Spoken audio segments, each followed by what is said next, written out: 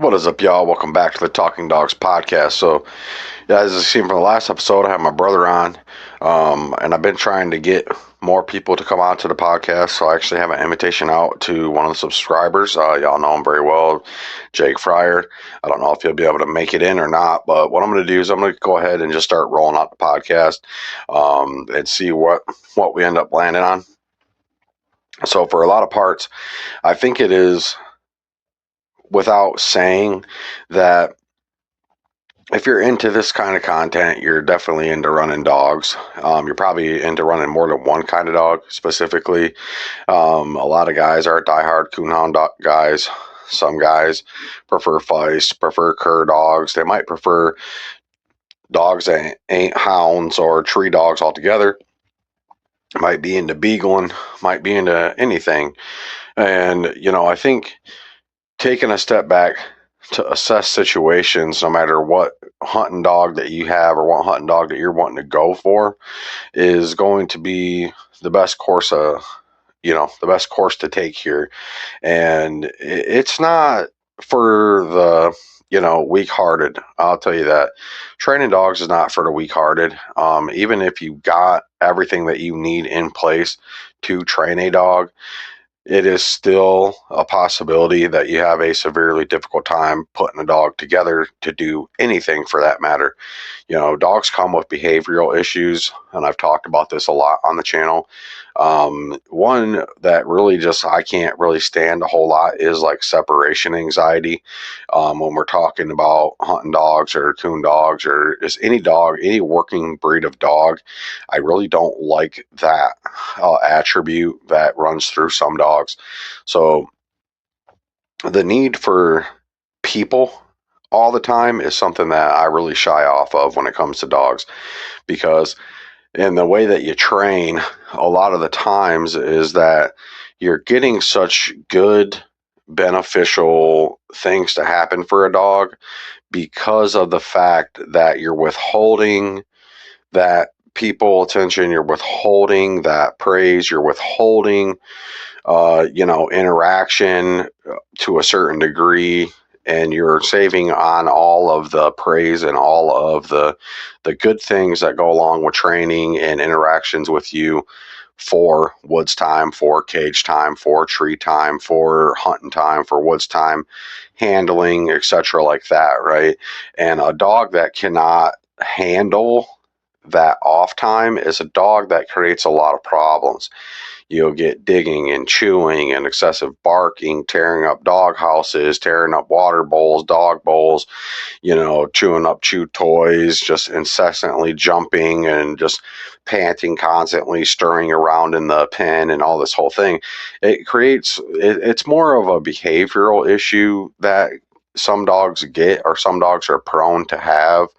And, like this is prevalent in more breeds than it is in other breeds, but it's definitely a something that creates a lot of problems, because if you're using all these tools to leverage a dog into a position and the dog can't stand it, it can't take it, right? It can't be by itself long enough for you to leverage these tools in your favor, it's really hard to take steps forward with a dog.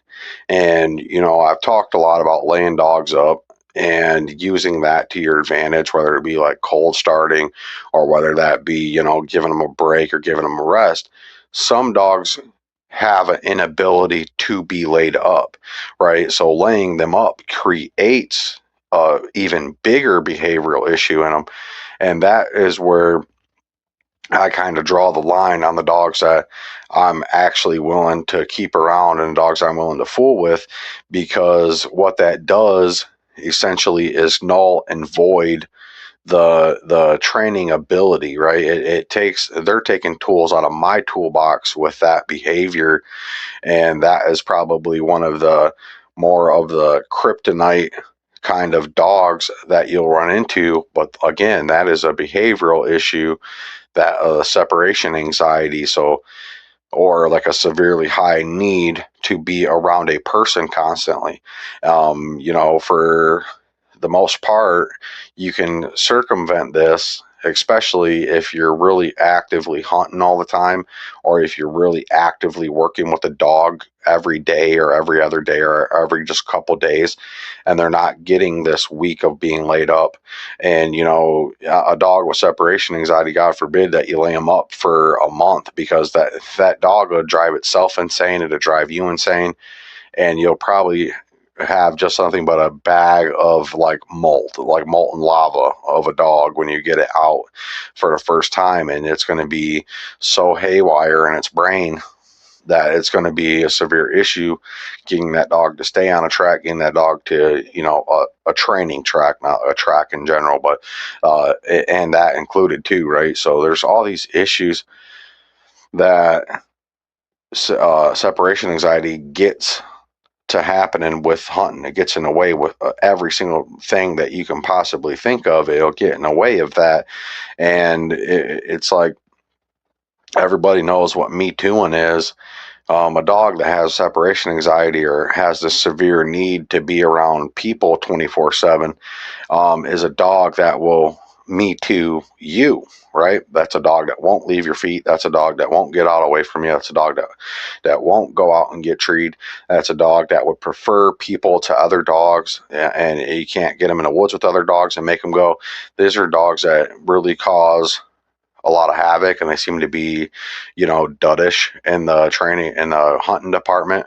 And there's ways to break dogs off of doing that, but it takes so much, so much time and so much effort putting it into a dog to get them broke off of being so people attached that it causes an issue, a long-term issue, and ultimately it causes dogs to get sent down the road. Now, one thing that I've really been kind of proactive in saying a lot is, I don't keep dogs on the chain or dogs in the pen or dogs around that are hunting dogs if they don't hunt for too long. I give them a fair shake. That's the honest opinion. That's the honest truth about it. I'll give every dog a fair shake, and it takes an extremely long amount of time for me to go ahead and say this dog is just not going to cut it. This dog's just not going to work out, and cut it loose. The other ticket of that is if you have a dog that is already going. Okay, so the more that you train on a dog, my personal opinion about it is the more training that a dog's been through, the more action that a dog's seen, the more times that a dog's been to the woods, the more coons that a dog has treed, the more obligation that you have to actually hunt that dog and actually do something with that dog. Because now that you've taught it and you've exposed it to all these things, and you've hyped it up in such a way and you've praised it up in such a way to make it all this kind of great idea in the dog's head, and then you just pull the carpet out from another dog by not allowing it to be in the woods, by not allowing it to hunt, by not taking it out, by not interacting with the animal at all, um, then it creates an even bigger issue for the animal itself, because then it has this constant want to always do something that it's never getting to do. And dogs will tend to melt down, and dogs will tend to kind of self-destruct after so long. And that's where you hear kind of like kennel stale, and you hear all this different stuff. Now, granted, that's to totally incumbent and dependent on the dog. So here's Jacob. I'm going to add him in. What's up, man? How's it going? It's going. So I know I told you we'd kind of hang out a little bit before. I'm about 8 minutes in. I went ahead and started up a little bit early without you.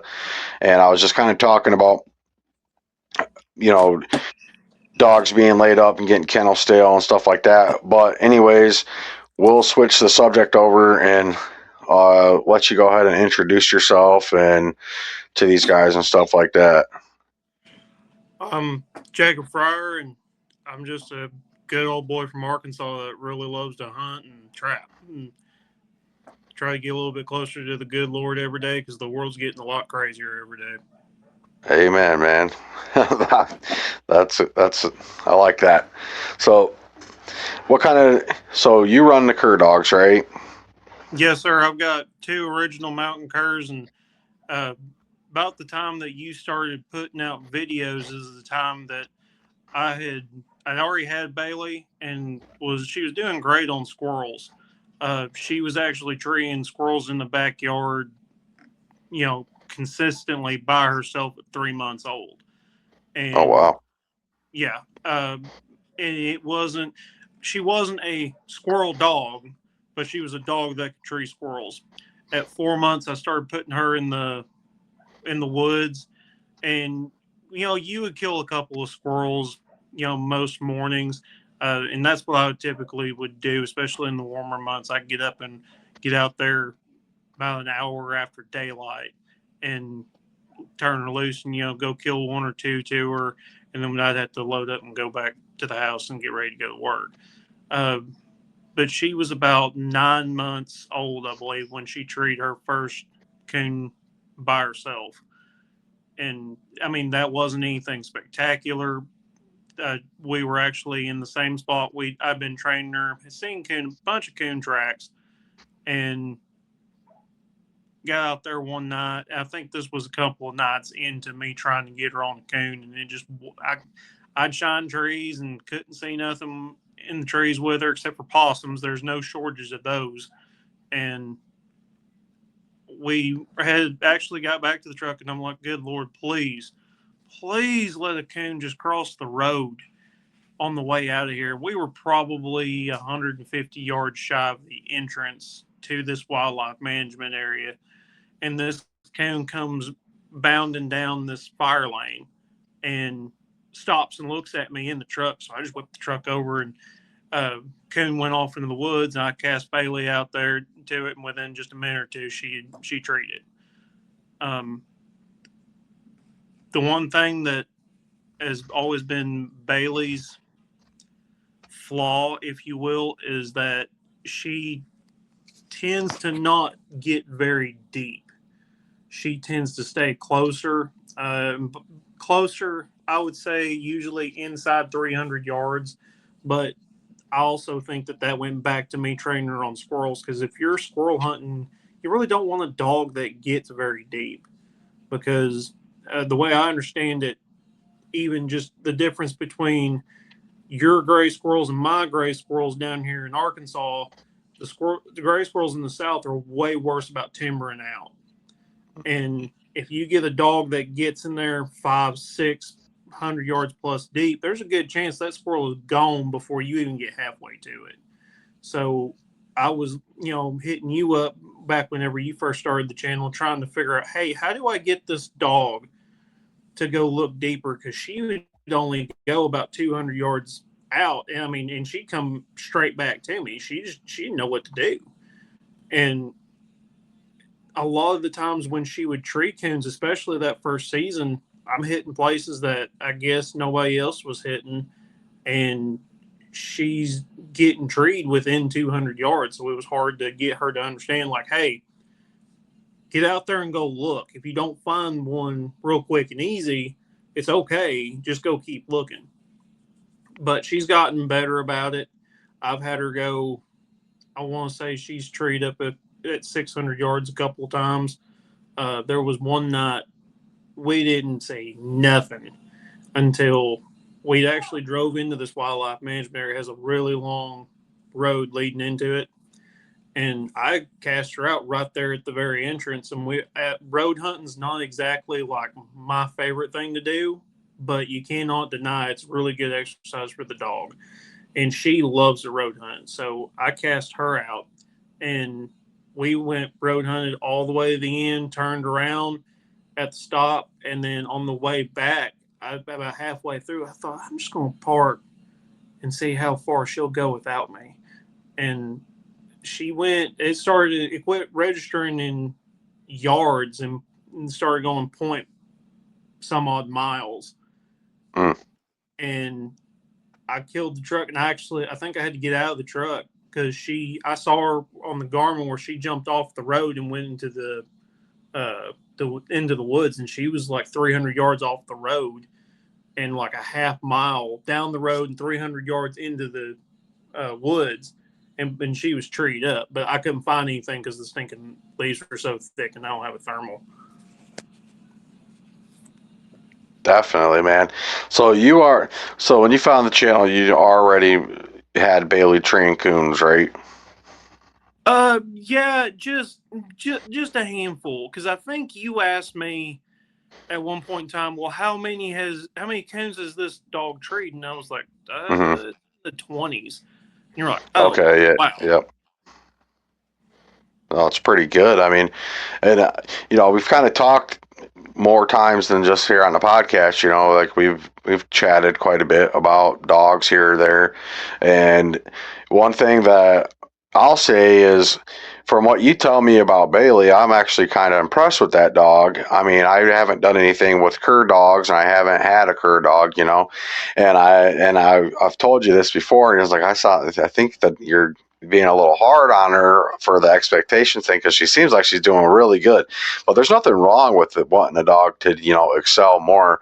So is she still hunting like around that 300 mark, or does she still get out deeper than that? She tends to stay that 300-yard mark at first. If she ever trees one and then you pull her off of it, especially if you don't shoot it out to her, if you pull her off of that and then take her to another area, she will tend to get a little bit deeper. But like you said, I started realizing, like, and I'm not saying she's better than anybody else's dog, but other everybody that's hunted with her has been impressed with her. And Mm, she's not some like hybrid dog either. She had really, really good blood. If you look at her papers there on the last line, there was a lot of good blood. And then as the years went on and the breeding kind of starts funneling down, it seems like she was more like the dogs were what I call mom and pop bred. They weren't mm, out there going to every competition hunt and winning gold medals. They knew what kind of dog they wanted, and they loved it and they wanted more. And I didn't know this until I had started hunting with the gentleman I told you about, the dog I'm going to breed her to next, named Buck. I was hunting with me and Buck's owner were out with Buck and Bailey one night, and he's an older gentleman. He was kind of taking me up into the mountains and showing me some of the spots that he used to hunt back whenever he was heavy into coon hunting. And we pull into the first spot, and Bailey treed a sow with three kids up this den tree. I mean, she wasn't 75 yards from us, and we just threw some thick stuff. And so we finally get up there to her, and of course, Buck had beat both me and Bill to the tree, and he would tree bark, but he wasn't sitting there chopping on it or anything. And Bill asked me, he said, Jacob, is Bailey a cold nosed dog? And I said, well, I never really thought that she was a cold nosed dog. I mean, I always figured she was pretty hot nosed because she would tree close and she would have it pretty consistently. And he said, well, the reason why I'm asking you that is because Buck's not barking like he smells those mm, coons. Buck's barking because Bailey's barking. And I love Buck to death. That is I found out through Bill, and I kind of had an idea of it just by his general look. But Bill's since kind of confirmed it that Buck is also not just original mountain cur bred, but he's also Kimmerstock bred. Back whenever Mr. Kimmer's bloodline was real thick into the original mountain cur dogs, uh, I guess he got some of that. And Buck is a lot physically bigger. And I told Bill, I was like, I don't know that he doesn't smell them because Bill doesn't really coon hunt him. He just squirrel hunts him for the most part. I'm not saying he won't go out there and tree a coon because he will. In fact, the last time we all hunted together and hunted the dogs together, Buck treed the first coon of the night. But I'm looking into crossing into Buck because I like the size of him. And I love his mouth. He's got such a great mouth, great chop mouth on the tree, and he gets through the woods quick. Bailey's not the type of dog that when you cut her that she just goes and goes and goes and goes and goes and goes and goes and goes. She's the type of dog that she makes circles, and if you think like a four-leaf clover, you're the mm, center of the clover. And I wanted more of like the hound aspect of it where when I cut her, she just goes. But that's not the way that cur dogs typically hunt. They, to my understanding, there are exceptions. Don't get me wrong, and especially when you get into crossing like mountain curs into the hounds, into the bird dogs, and you start getting the treeing curs. That's a little bit more where you get more range out of them, and some people like to say a better mouth. But on your last podcast, I watched it all the way through, and when y'all were saying that, y'all would have dogs that y'all would go so far out that y'all couldn't hear them anymore, and y'all would have to drive around and try to find them. I was like, man, they would not have had half that problem if they were hunting cur dogs. And the other thing is that the reason why I personally got into curs, I'm not against hounds at all. In fact, I would love to go hunt with guys that actually have, walker dogs and red bones and black and tans and everything else. The reason why I'm really chose the mountain cur was because number one, it's not like it was, 50, 60, 70 years ago where there's a lot of public land where, you can go and just cut a dog loose. I mean, you're just as likely to tree up in somebody's front or backyard as you are to not anymore. And yes, we do have thousands upon thousands of public land here in Arkansas that you can go and hunt, but it's not all the best environment for coons. I mean, it might be better for deer than it is coons, or it might be better for turkeys than it is coons. Not saying that there won't be coons, it's just there won't. Some areas have a denser population than others. And if you get into a spot where, you're a quarter of a mile from a really good spot versus being in to three different sections of privately owned land, I could definitely see where you get in trouble with a coon hound, because if they don't find one right there close, they're fixing to go until they do find one. And cur dogs, like Bailey's got such a good handle on her that most people don't. They don't even understand it. They don't process it, because when she was a puppy, if me and you were going squirrel hunting together, and let's say that we're walking down a road and on the right side is public and the left side's private, I would say Bailey's name and point to the public land side and say, hunt them up. And she would go where I would point her. And I don't think that was so much of a,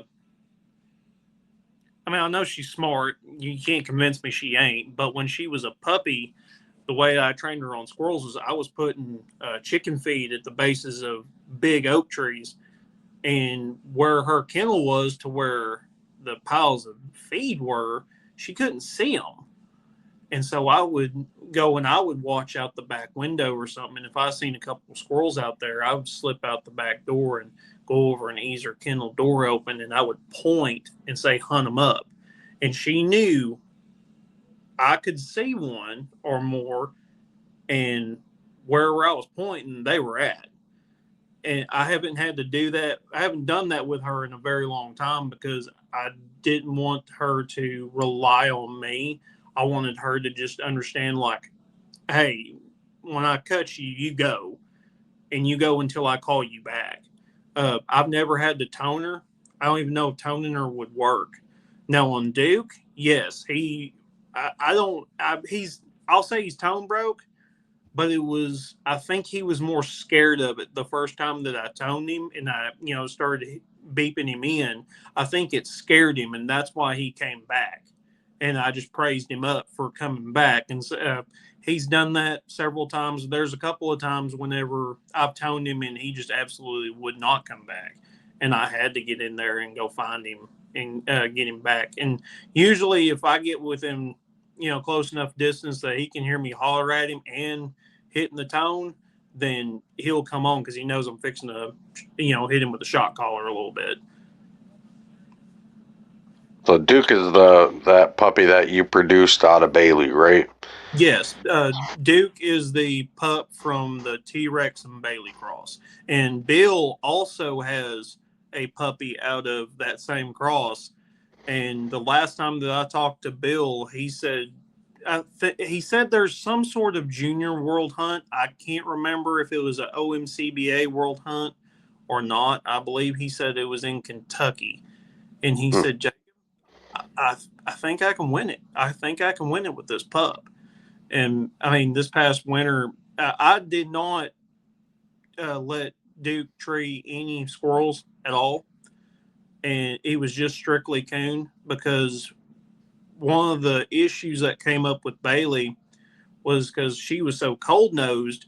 If you got out there, even within a couple of hours of it being dark, she would tree squirrels. And Right. if you squirrel hunt her and try to coon hunt her, she will pull up.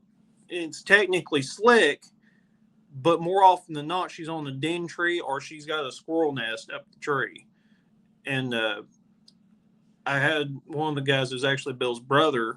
I was hunting with him one night, and I went there to his property on my own one night, and we treed two coons. There was a sow and I think two or three kits, and that were raiding his deer feeder. And I shot the sow out, and then Bailey got on one of the kits, and I shot the kid out. Well, then the next time we went out there, and Tony is his name. When Tony was actually with me, Bailey treed within 30 seconds of me cutting her, but she was on a little sapling that led over to a bigger tree that had a squirrel nest. And then I pulled her off that, cut her again, and she treed on a cedar that actually had a squirrel nest in it. And I thought, dadgummit, it's always when you have somebody with you. Yeah, it is. Yeah, I know that feeling, man.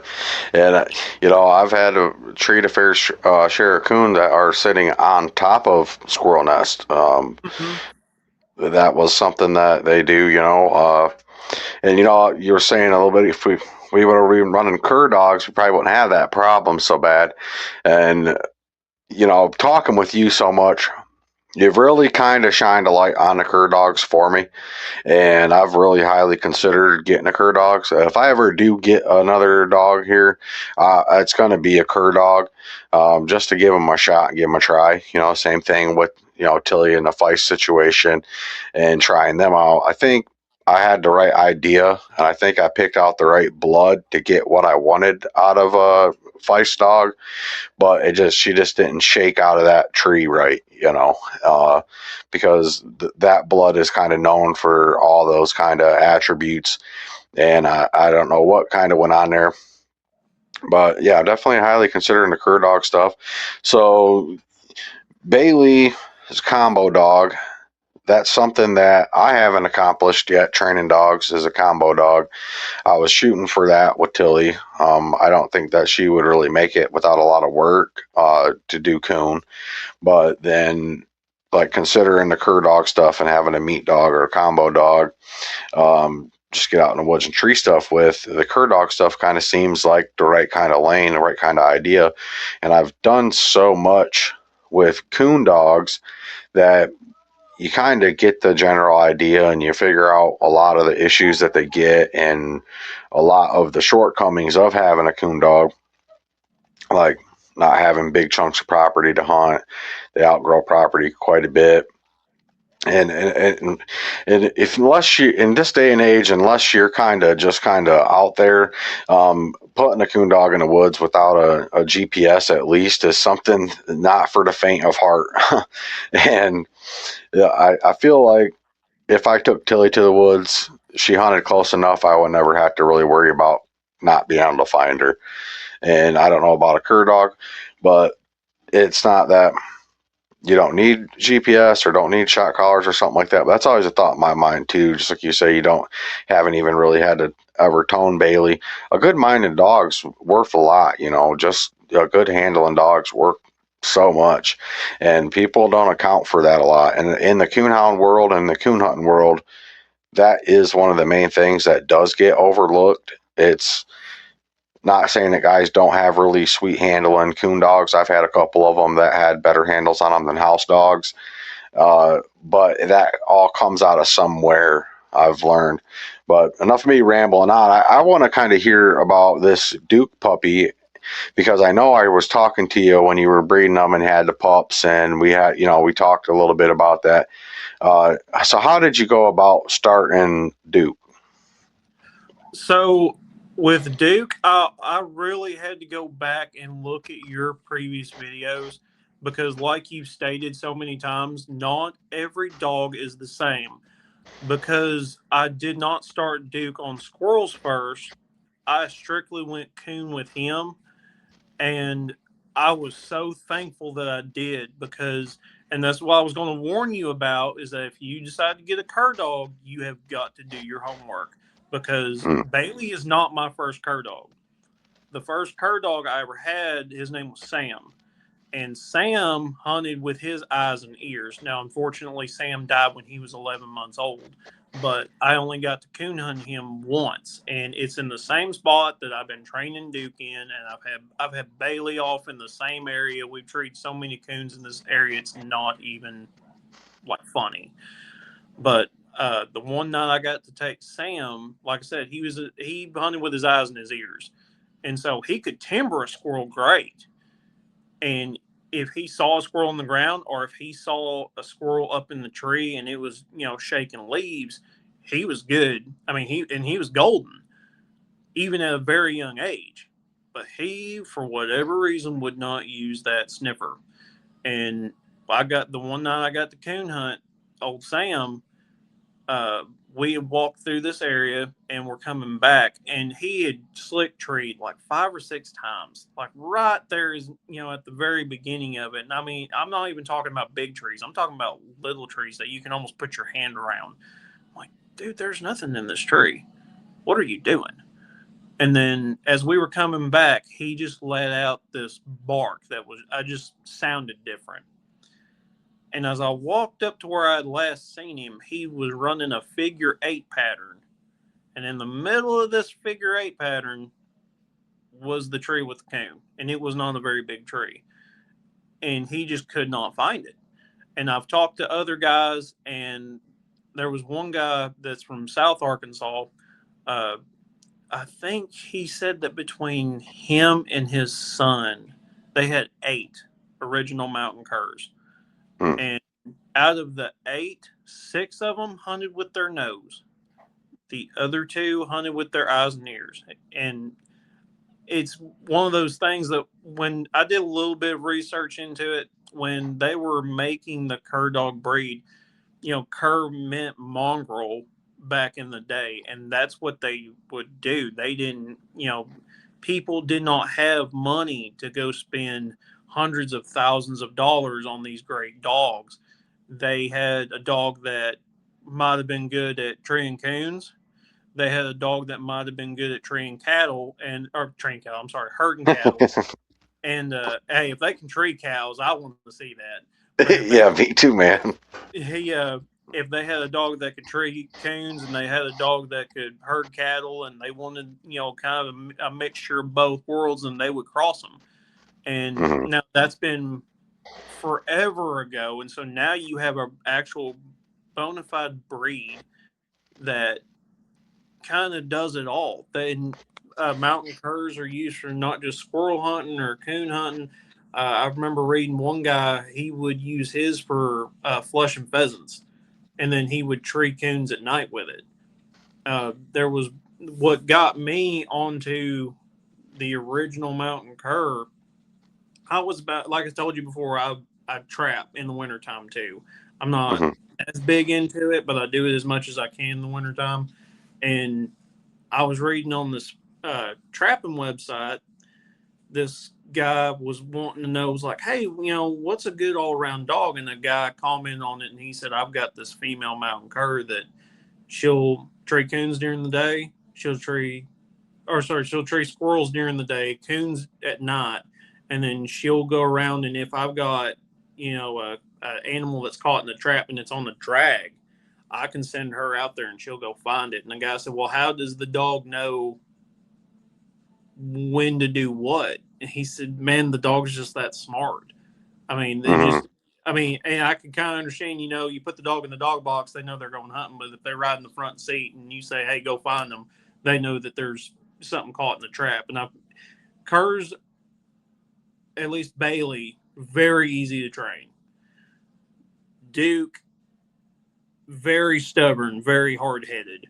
And I had to exercise a lot of patience with him. But where Bailey was more brains than drive, Duke is more drive than brains.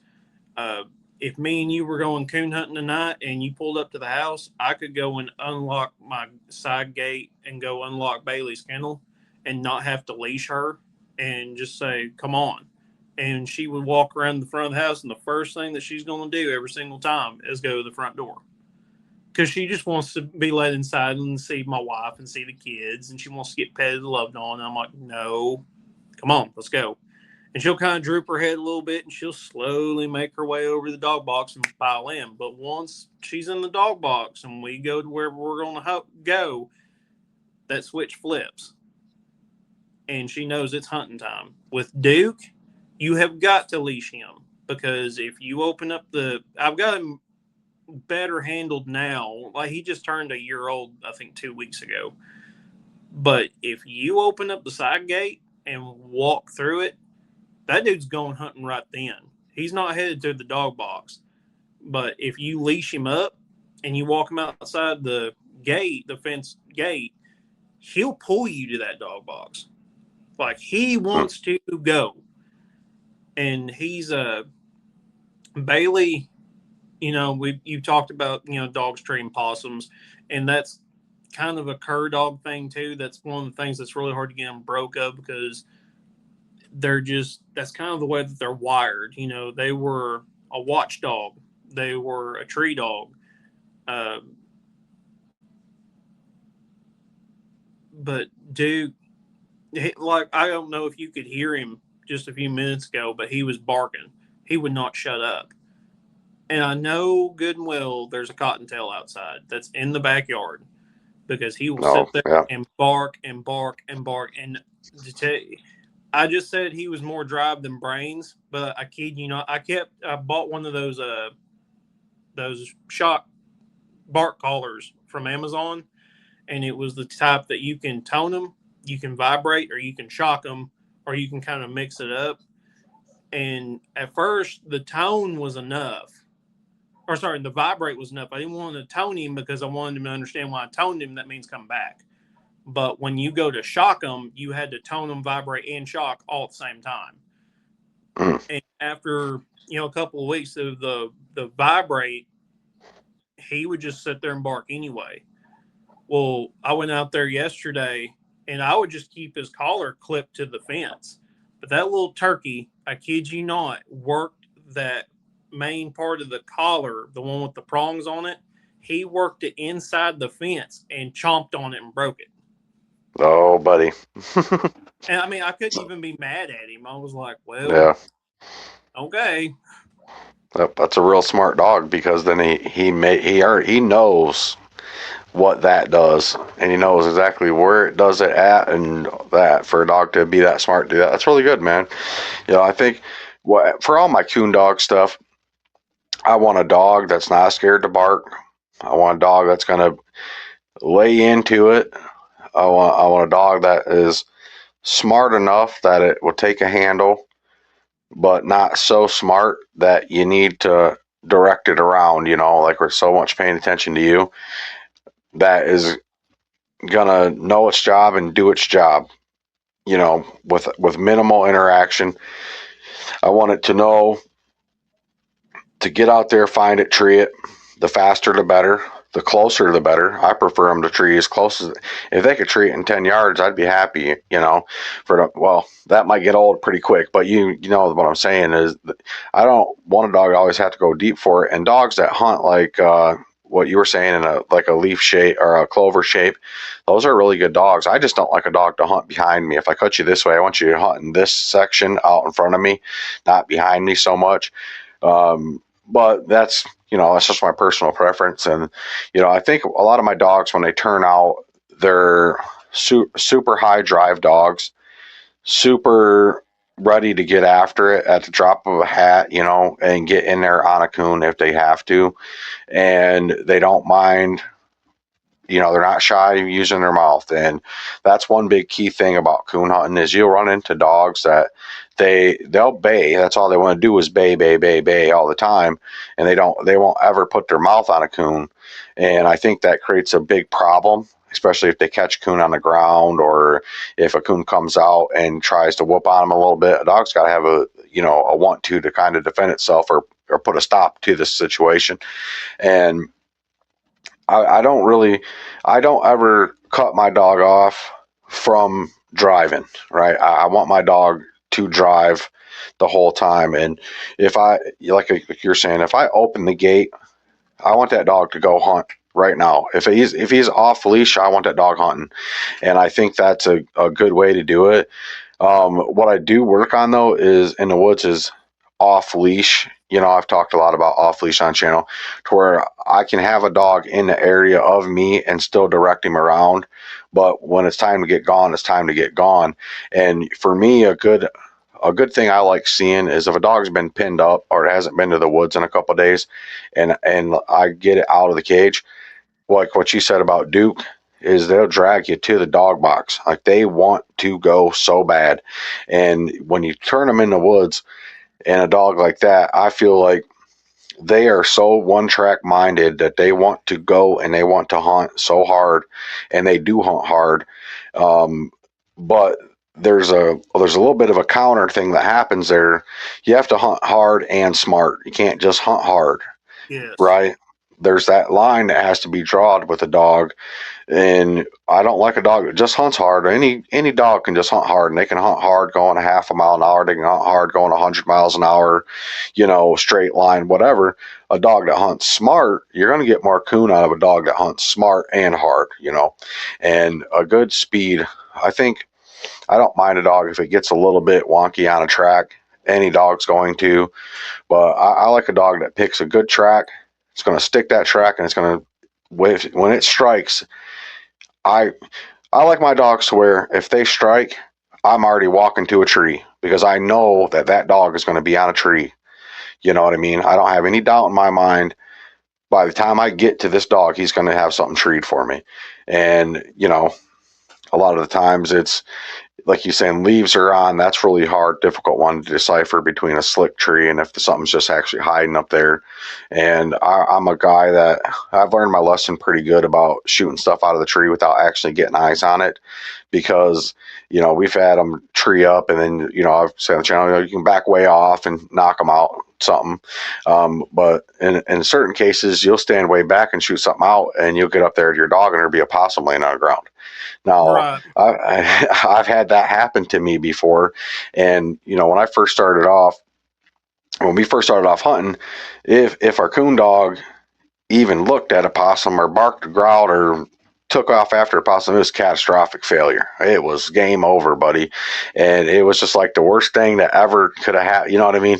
You have a dog doing so good and it pull up on a possum, it was total meltdown time. And it took me a lot of years to get out of that way of thinking, and I don't really mind it anymore for a dog treating a possum, because it's like, no, that's what a lot of these dogs are multi-purpose dogs. They do use them to tree possums or squirrels or whatever. So I don't really mind it anymore. But I remember I had a dog going really, really good, and he was never trashy. Didn't tree a possum, didn't run a deer, nothing. Never seemed trashy at all. Pulled up, and I trusted this dog to the point to where I just stood back, seen eyes, and I knocked it out. Walked up, there's a possum laying there, and I thought, "Oh, you've ruined this dog." Well, there Like, was one night with Duke. I mean, don't get me wrong; he's just turned a year old. He's still, a puppy. But it was within the first month or two of me training him. And like I said, there's one area in particular I take him out. The reason why I picked this one spot is because it's just a strip of public land that's between private and the Arkansas River. So you go to the right and you're in the water, and it's a lot of mm, water. But if you go to the left, you have to go up a bluff in order to get onto private land. And a lot of the times, it's like a natural corridor for all kinds of game. I've seen fox in there. I've seen coyotes. I've seen deer. In fact, I shot a deer there last season, and I was. You were talking about I hate a dog that hunts behind me. Duke, Mm-hmm. what he would do is he would go out and make a circle and kind of come up beside me and then come up behind me. And what I would do is whenever he would branch out, I'd just stop and I would wait. And if he come up behind me, then I took me a switch.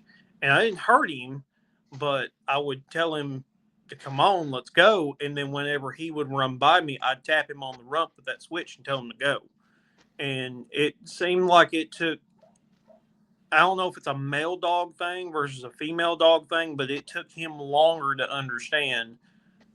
Get out there and look in front of me. Don't be behind me. I'm not finding your coons for you. That's your job. Mm-hmm. Right. And there was one time he, I can't remember if he had treated a possum already or not, but we were walking down this strip and he kind of got over to one side and I just tried to, ignore him and let him go do his puppy thing. And I was going to keep walking.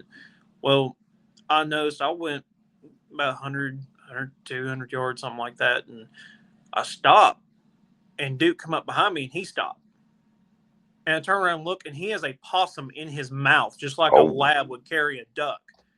He literally brought it to me, and I said, no! And he dropped it, and I said, leave it!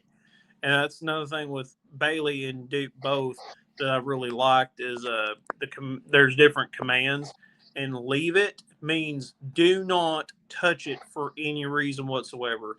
If they were to run a deer, which Bailey did that a couple of times, not very much, but just whenever she was still in the puppy phase, and usually they had to jump up right in front of her for her to do that. Mm-hmm. But if I said leave it, oh man, she'd duck her head and she'd lower her ears and she would go on about her business. She knew, like, hey, I better not touch that. I'm fixing to get whooped. And that's another thing with cur dogs, by the way. You've owned hounds, and I've always heard, you can stomp a hound and it won't hurt his feelings. You cannot do that to a cur dog. You will break their spirit that quick because they have such a high desire to please their owners. If you go out Mm-hmm. there and start beating on them, you will ruin that dog, and Yeah. you can't blame nobody but yourself at that point. That's why you have to be very patient. And in my opinion, somebody that's just starting out with any dog, I don't care what breed it is, you have no business having a shock collar. Uh, for somebody that's just getting into it, this is their first dog or whatever. Because even back when Bailey was a puppy, we were in this area and just right off of this dirt road. And boy, she starts hammering on this pine tree. And I walked 3 times around this pine tree and I don't see nothing. This is before she ever got started on coons. This is just squirrel hunting.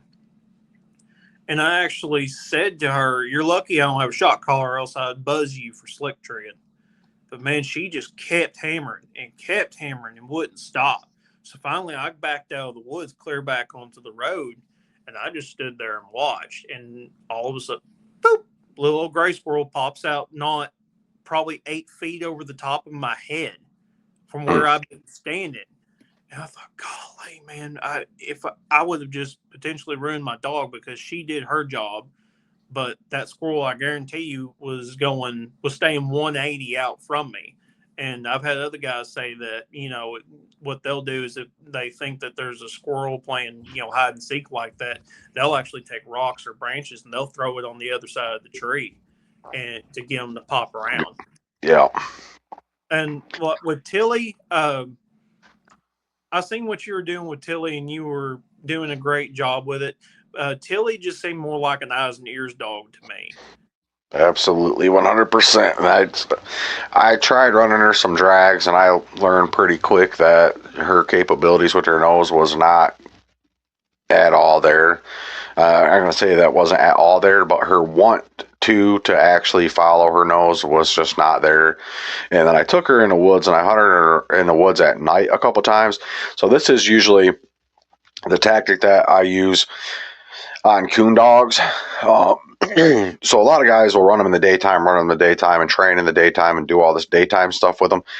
Well, they have the ability to use their eyes, right? And it's a lot easier to use your eyes than it is to use your nose.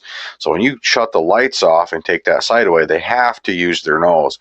And one thing about a coon dog, you put it in the woods at night, it's going to be nose on the ground almost the whole time. You won't see it running around with its head up. Tilly would run and jump real high through the bushes and stuff, trying to see everything, even though it was dark time. And I knew right then, after that, I don't know, 3 or 4 times I had her in the woods at night, that she just wasn't going to put her nose on the ground. Her first instinct, and the one that she's going to go with and depend on, was her eyes and ears. There's nothing wrong with that. A lot of guys really just like an eyes and ears dog over the nose dog.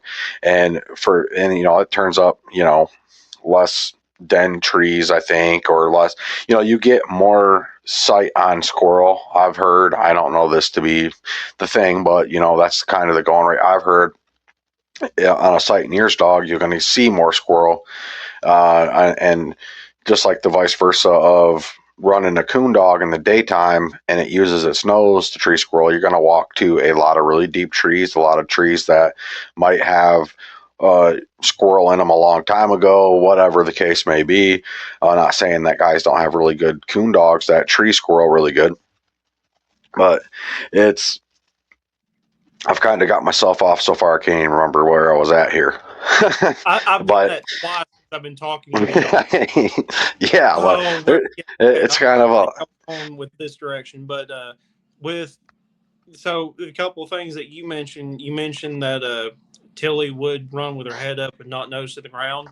So with her mm-hmm, dogs, like especially Bailey, because I got to watch her do it so much. Uh, yeah, what she'll do is she'll run through the woods with her head up, and then once she hits a track, she'll stop, and then she'll put that nose to the ground. And yeah, once she works it and figures out where it's going, then she'll take off. But she mostly runs with her head up, even while she's on the track. I had an older gentleman one time. It was actually the last competition hunt I went to. He was an older fellow, and he had a OMCBA hat. And I got to talk with him, and I told him about we were just on. It was just a squirrel hunt. There was no coon hunting to it. And he said, "Young man," he said, "a good cur coon dog will actually tree more coons than even a really good coon hound, mm, because they are mostly, now there's some that will open on track. Bailey's opened a couple of times, but usually that's something screaming hot. Like that coon was there within 5 minutes and she's opened up on it. But because they are usually silent on track, they'll sneak up on that coon. They'll run that track until they run that coon right up a sapling or a bush or something silly. Just like that video I sent you a while back. I think it was Duke's second coon that he had treed by himself. He wasn't 50 yards from me when he treated, but I didn't see it. And he had we were there was a it was kind of a low area that had gotten a lot of water and gotten some rain precipitation there, and it was holding maybe a foot of water, and we're kind of walking the berm around it because I knew if there was water and there's trees, there's more likely coons. And I hadn't been in this area a whole lot, but we got in there and a skunk, or sorry, the Duke had ran off into the woods, and no sooner than he goes into the woods, the skunk comes out of the woods. And I was like, uh oh, I know how this is fixing to go. And yeah, thank God it didn't. But Duke got off into the woods and then he started tree barking. And I mean, he's got this coon up a sapling so small, you can, stick your thumb to your middle finger around the base of this sapling. I mean, it was kind of funny how this coon was having to hold on to the sapling just to stay up there. yeah. I've But had a couple of tree. I didn't mean to cut you off, but so dogs train on bean poles like that. That's what we call them, as bean poles. And some dogs, they can't wrap their mind around it. They can't understand that a coon went up such a tiny tree, and they'll just bark around the area and bark around the area. It takes a dog that's got some brains to it to actually tree up on something that small. And I've talked about that on the channel here or there before. So that in particular is, I think it's a good thing. Dogs that, if the dog is capable of doing it now, if they're capable of actually treeing up on like a beanpole tree. I've had a couple of them, and when we get them on a beanpole, we try to shake them out. Mm-hmm. That is something that we try to do. Well, I've tried to do multiple times. It's almost impossible to do it, but you have to really get the tree shaking real good. But once they get up there, we just shake the tree and shake the tree and shake the tree and shake the tree until they jump out, fall out, and the race is on again, and we'll get a better, bigger tree out of it. I don't really have a preference where a dog trees as long as it's treeing something. Yeah, treeing on something.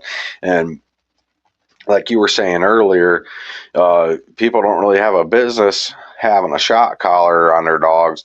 I, Now you're saying that when they're first starting off, I think that a shot collar can breed really, really, really bad training habits because it's just a get out free button on your you have on your dog. I don't like it. Like, we can stop it. I don't like the way it's doing it. I can stop it. I can stop it. He's too far. Let me shock him back. I don't feel like walking that tree. Let me shock him back. And then there's the other side of it where guys kind of overly do it. They want to burn a dog down to the ground. They want a dog, and that destroys dogs.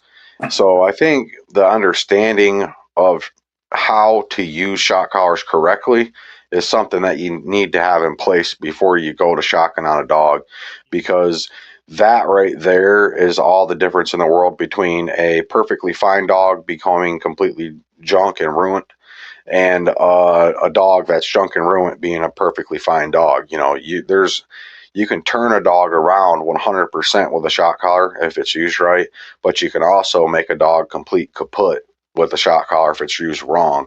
And you know I tried a bunch of different ways of doing it and looked into this or that. I tried to put the collar on them and wait 3 or 4 days so they get used to the collar, and then go to shocking on them. Then the other vice versa is putting it on it and start like giving it incremental shocks, like baby shocks, to let it be aware of the collars there and stuff. And you get two totally different dogs that behave two totally different ways and react totally different to the shock collar, just between those two decisions made on the shock collar stuff. And the dogs that are used to it, right? So if they've had it on for a few days and then you shock them for the first time, maybe they're out in the woods or they're doing this or that, they will absolutely freak out and don't know what to do.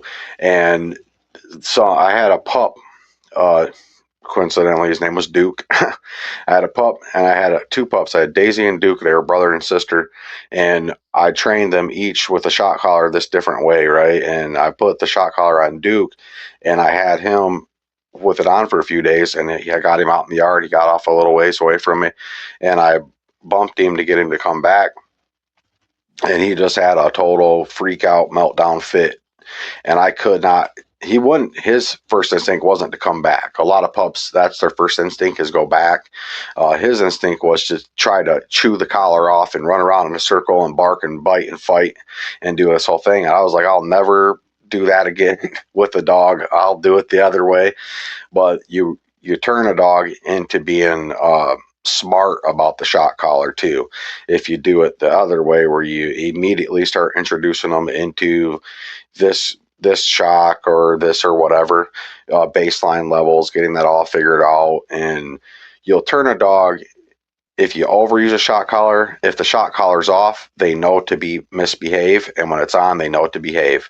So you'll turn a dog into a dog that, if the battery's dead in the shock collar, it knows to bark.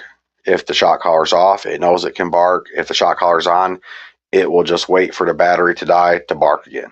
And you'll never get a chance to correct it. And a dog that's so wise to the shock collar like that is extremely difficult to train with the shock collar to begin with. One thing that kind of works here is I'm very minimal on shocking dogs. I'll introduce them to the shock collar, and I'll put a handle on a dog with a shock collar, and I'll recall a dog with a shock collar. That's about all I'll do with the shock collar. That's the function of the shock collar for me. And once you get a dog to handle with a shock collar, you can almost guarantee that that dog will be handleable without having to shock it within a reasonable amount of time. So then you don't even have to shock to handle your dog. And the same thing with the recall of a dog, right? The only thing is like out of earshot, tone them, or out of earshot, I'll give them a quick little nick, just like a little pinch, not nothing major, like a correction, just like, hey, you're it's time to come back, and they'll do that. If a dog has disobeyed, right? So like if I'm toning a dog and a dog's disobeying the tone, and it knows that it's disobeying the tone, I will switch over and I'll only shock the dog back for maybe a week or so. And then what will happen is they'll shock back, not burning them up or melting them down or anything, but bumping them, letting them know, hey, time to come back. And I'll use the shock for about a week. And then what I'll do is I'll use the tone. And then what you'll find is the dog will be happy that you toned it, right? Because you didn't shock it, it'll be happy that it got the tone, and it'll be happy to mind and listen. Some dogs always test the boundaries. They always want to test, who's in charge, who's the boss, and they'll see, well, see if I get away with it this time. And that's just kind of how I think I'm super stern and strict on my rules and regulations if you break them. But if you're doing what you're supposed to do, you're the best dog in the world. There's no problems, no issues, and you're going to have the best time ever. And then you get you get a dog that is forced over into only being the dog that you like and only being the dog that you want through strictly applied consistency through everything, right? And it's just like bad is bad, good is good. And I think that's the only thing that we need to teach our dogs. They just need to know what we think is good and what we think is bad, and they'll perform. Well, see, there's a couple of things on what you said. So I only own one track and train collar, and the what got me to actually buy it is for Bailey. I believe it was a podcast with Chris Saunders. I was listening to it, and I'd never heard anybody do it before, but it made so much sense. What I believe it was Mr. Saunders. What he would do is when he was training, and I believe he runs Walker dogs, but when he would train one to range out, and it kind of hung up, wouldn't go, he would tone it to make it go deeper. Mm.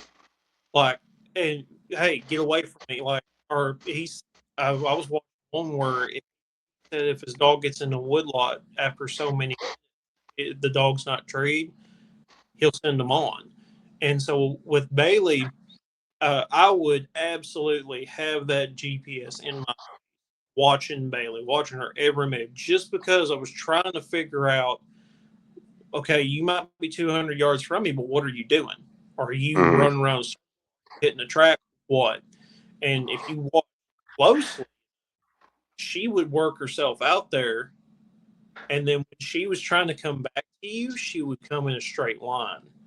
And that's how you knew she wasn't hunting. She was just giving up. Mm-hmm. And what I would start to do is, and this is where the shock collar comes into play, is I would hit the tone button and I would yell at her. I could, if she's coming back to me, I can yell at Bailey and say, Bailey, go. And she'll go back. She might be 200 yards from me. And I say go, she'll go deeper. I just hate having to do that. And you can't do that in a competition hunt. It's one thing when Right. you're out there hunting for fun, but if you're going ever want to go to the comp hunt, you can't do that. And with Duke, totally different scenario because the one night that I actually thought I was fixing to be really proud of, in that same little strip of woods I was just talking about, there's an old metal gate, and that's kind of like my marker.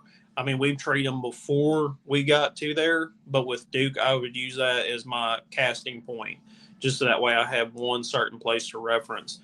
And I cut him, and I want to say it was about the 15 to 20-minute mark. He was 311 yards and treed up. I was like, cool. So I walk in there. He's got a possum.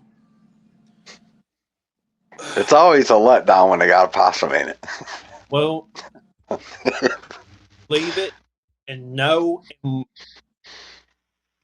yeah, it was that one. He put up a little beanpole tree, and I shook it out to him.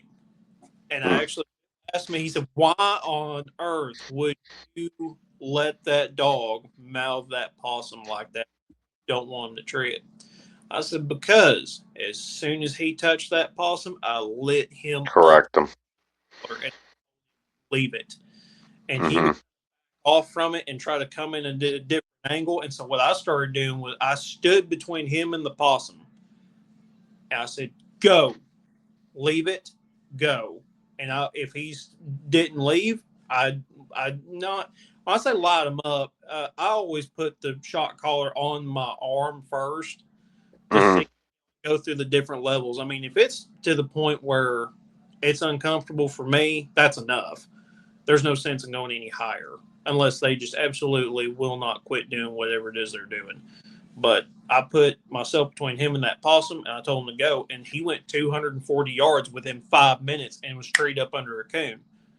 And I knocked the coon out to him, let him chew on it a little bit, and I'll finish what I was saying. So he treed the coon, I knocked it out to him, and I sent him on again, treat another possum.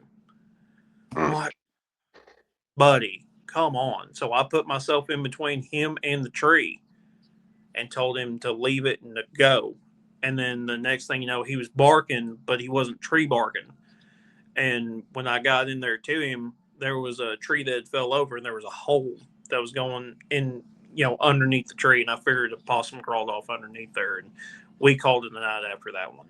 But he's on a possum treeing streak. And with cur dogs, that's a thing that you kind of have to get past. Bailey did not tree a possum until she was over a year old. And that was Oh, my I own gotcha. God's way of humbling me because I'd said my dog ain't never treated a possum. Yeah, I shouldn't have said that. And They'll pull up on a possum, man. I'm telling you, the best dog ever was a tree of possum. I'm telling you. But as soon as you least expect it, they're treeing possums. See, Cash Man had a little possum problem going for him, but at the same time, I really didn't care much.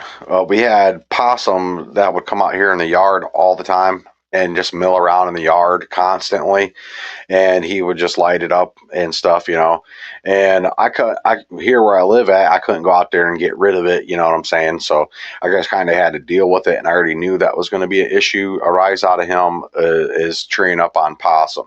Now, it seems like to me that some dogs they'll just tree them. I don't know whether they get confused between the two or not. And see what you were saying, like you stood between him and the possum and stood between him and the tree. What you're doing is you're claiming ownership over that possum and saying that's not yours. You can't have it. Get away.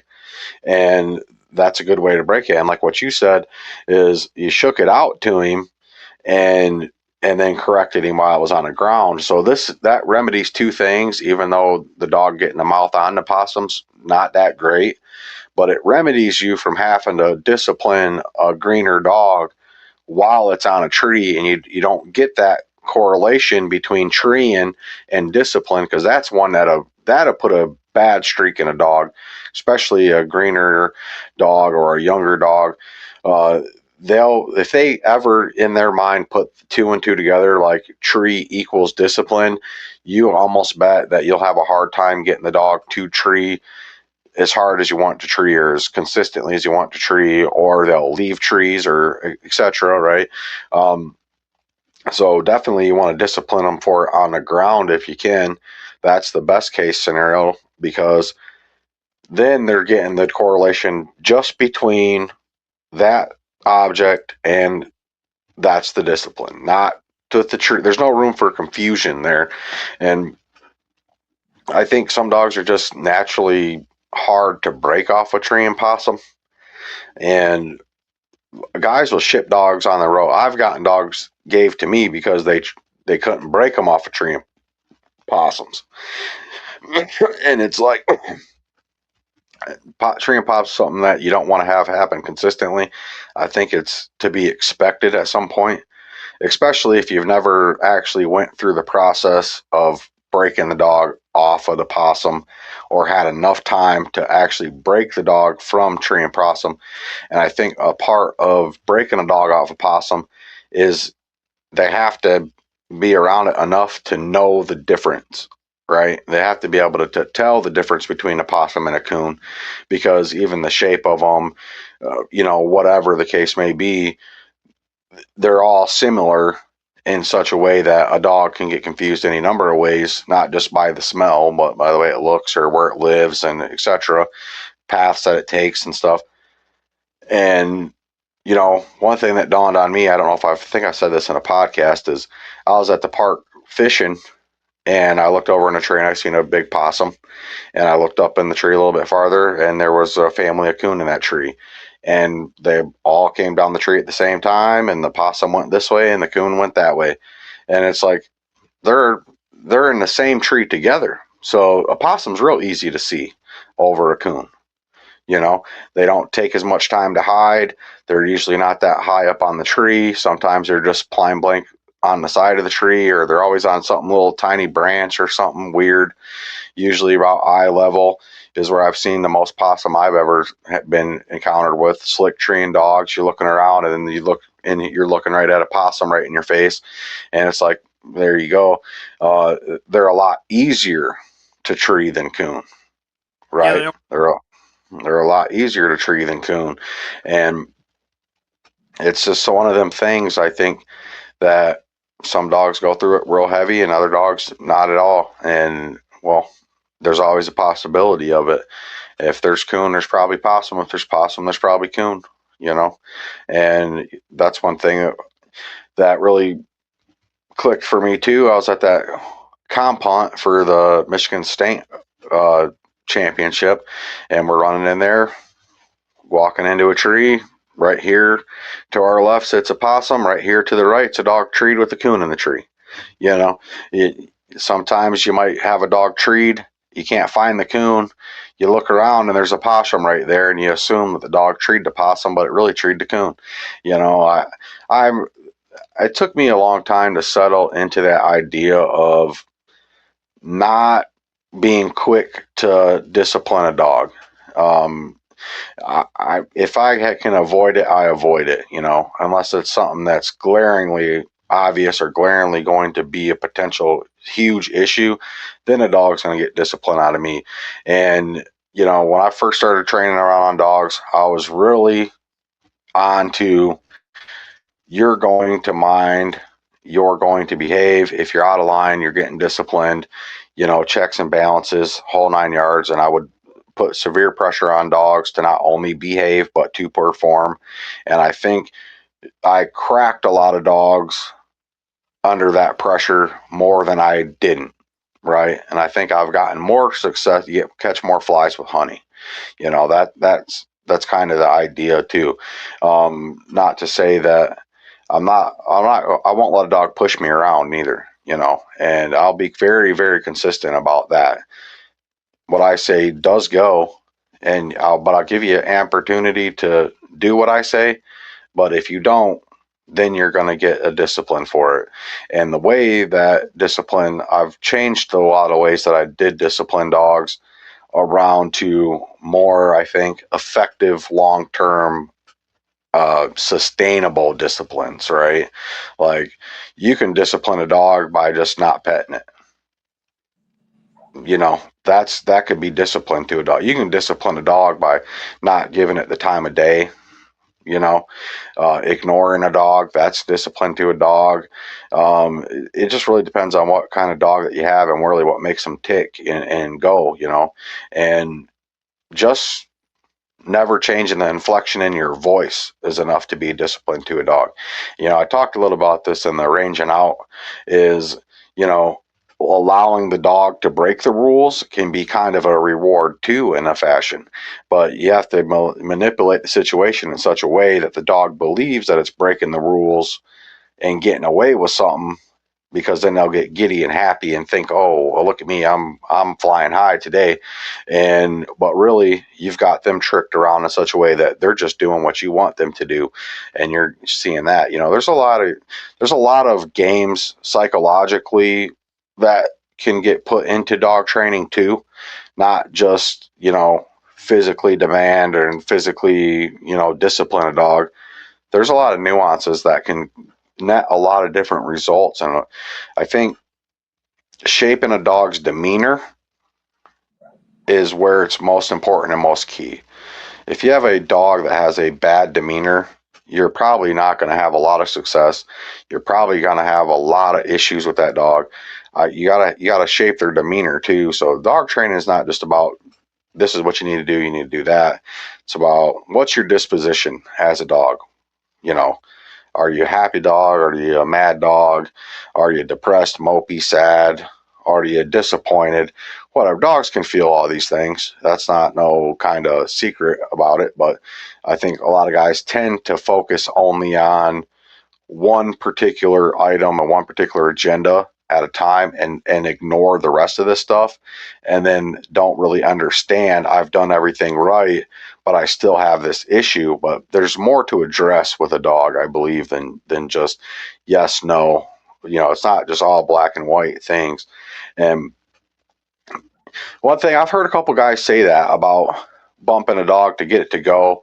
um, I've never done it. I think that if my dog's doing anything other than hunting, it needs to come back. That's like that's just like kind of like a no brainer to me. Um, but again, if you train a dog with good demeanor, you train a dog in such a way that it has very high positive association with drive and with go and with getting after it, and you have good demeanor, good disposition, a good want to, a good drive in a dog, and you've conducted it in such a way that the dog only associates the woods and hunting with positive, good things, then they're proud to do it. They're happy to do it. It's easy to get them to do it. You don't really have to worry about them milling around and messing around. And also, like I said, I'm not a quick guy to discipline a dog. So whether in our mind we think or not, shocking a dog is discipline. Even if it's a good thing, bad thing, inadvertent thing, whatever association that dog draws from that shock or from that tone is ultimately the result that we're going to net, right? We're not going to get, we could shock it like, I talked about, smacking the table and getting two different results. It's the same difference with a shock collar, right? I've used a shock collar in the sense that it's just a very long leash. You know, if there's nothing that I couldn't do with a leash that I can't do with a shock collar, and there's a whole lot of things that you can do with a leash to get any kind of behavior out of a dog. The only behavior that you can't get out of a dog with a leash is to get it to get gone. Yeah. Do you see what I'm saying? And I think that's where I look at the shot collar. And like I said, I've heard you've said it here, a couple of different guys say it, and there's nothing wrong with that. I'm not saying that I'm just completely right or somebody's completely wrong, because guys get results out of this stuff. But for me, if I'm going to shock a dog, I need to have eyes on it, unless I don't care and I want it to come back. But if my dog only associates shock with recall, then it's never going to associate whatever it's got going on with the shock. It's going to only associate, if I get shocked or I get toned, I'm coming back. And there's no confusion to be made there. Man, I'm rambling pretty bad here, but I think it's good conversation too. And there's a lot that goes into hunting and a lot that goes into training dogs. And I think, like I said, here or there on different videos, you have to decide at a certain point to hitch your wagon to something and go that route with it. And because everything nets a result, but let's say you get this far in this habit, and then you go to this, and then you go to this, and you go to this. You've only gotten this far, but you've gotten this far in 17 different angles versus if you'd have put your time into one, you would have gotten that far by now, right? And it's just and that's kind of the way that I look at it. But Well, I so don't know, man. with the Yeah, go shot, ahead. what I what I figured out, don't do it often, but what I do is I try to catch them doing something that I don't want them to do, and I want them to do it real close to me because what I'm going to do is I'm going to yell at them no, or I'm going Hmm. to leave it and then hit them. So that way they get out there if they're 100 yards out chasing a deer and you shock them, you don't have to say a word. And that was actually one of the things that I heard was you have to catch them in the act, doing the act, because if you yell at the dog no and then you shock them, well, that dog will eventually could figure out, oh, if he sees me chasing a deer, I'm gonna get shocked. But if I go over here where it's really thick or if it's at night, then he can't see me. I can chase deer all night long. It's Hmm. it's the not them getting caught doing it, it's them doing the act. And Right. with the toning them to make them go deep, I've never done that with Duke. I feel like if Mm. you can take like all the videos that you've made and apply them if needed. Because I'll give you an example I'm talking about with Bailey. Uh, I told you I trained her on squirrels first, and then with Duke, it was just straight coon. And even at like 3 months old, his prey drive was nuts.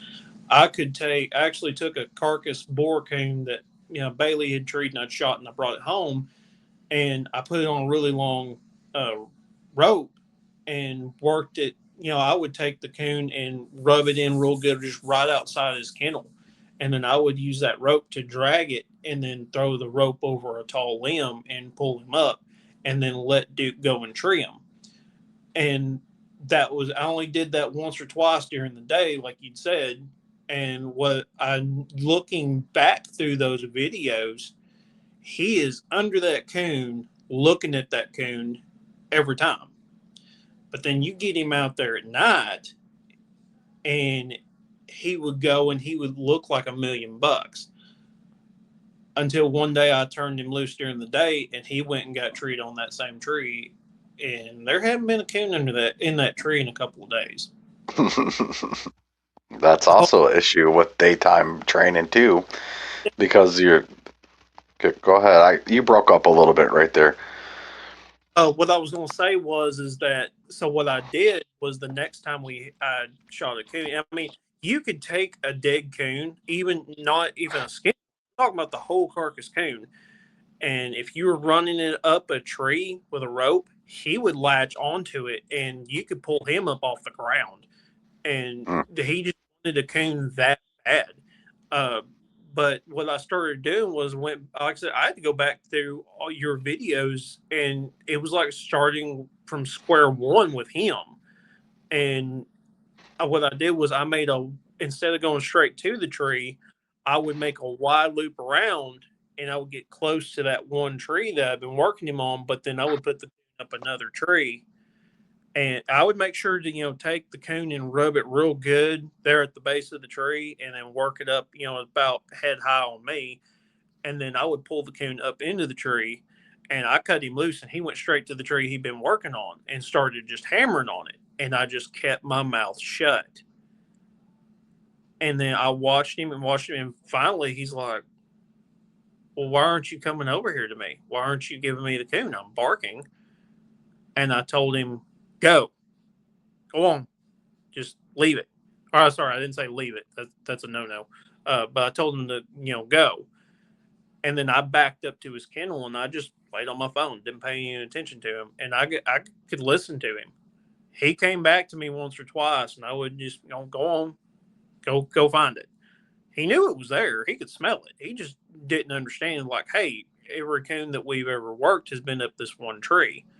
So Hmm.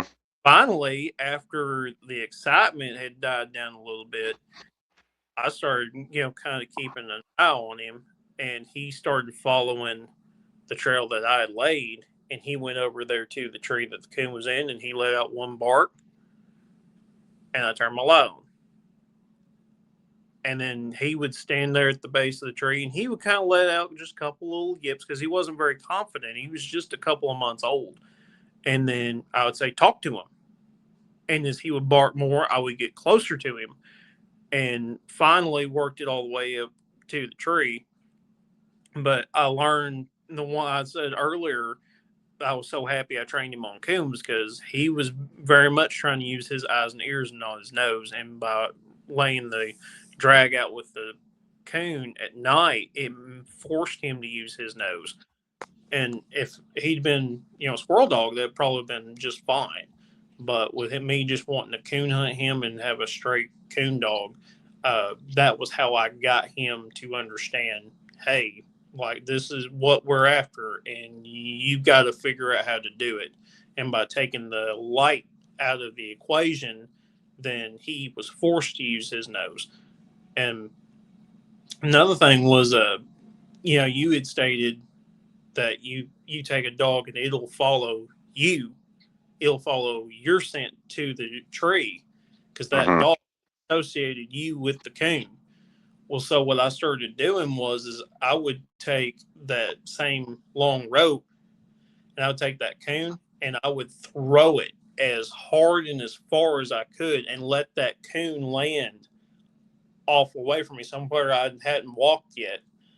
And then I would back up with that rope and lay a drag with that coon in some place I hadn't walked. And I kid you not, I watched him one night. I walked a complete circle and I'd thrown that coon, and then I went and pulled that rope up the tree and walked straight to his kennel, and he just backtracked me. He just went straight to it. So I was like, okay, I think now is the time that he needs to. We got to do something different. We got to make him understand, like, you're not out there following me. You're out there to go and treat a coon.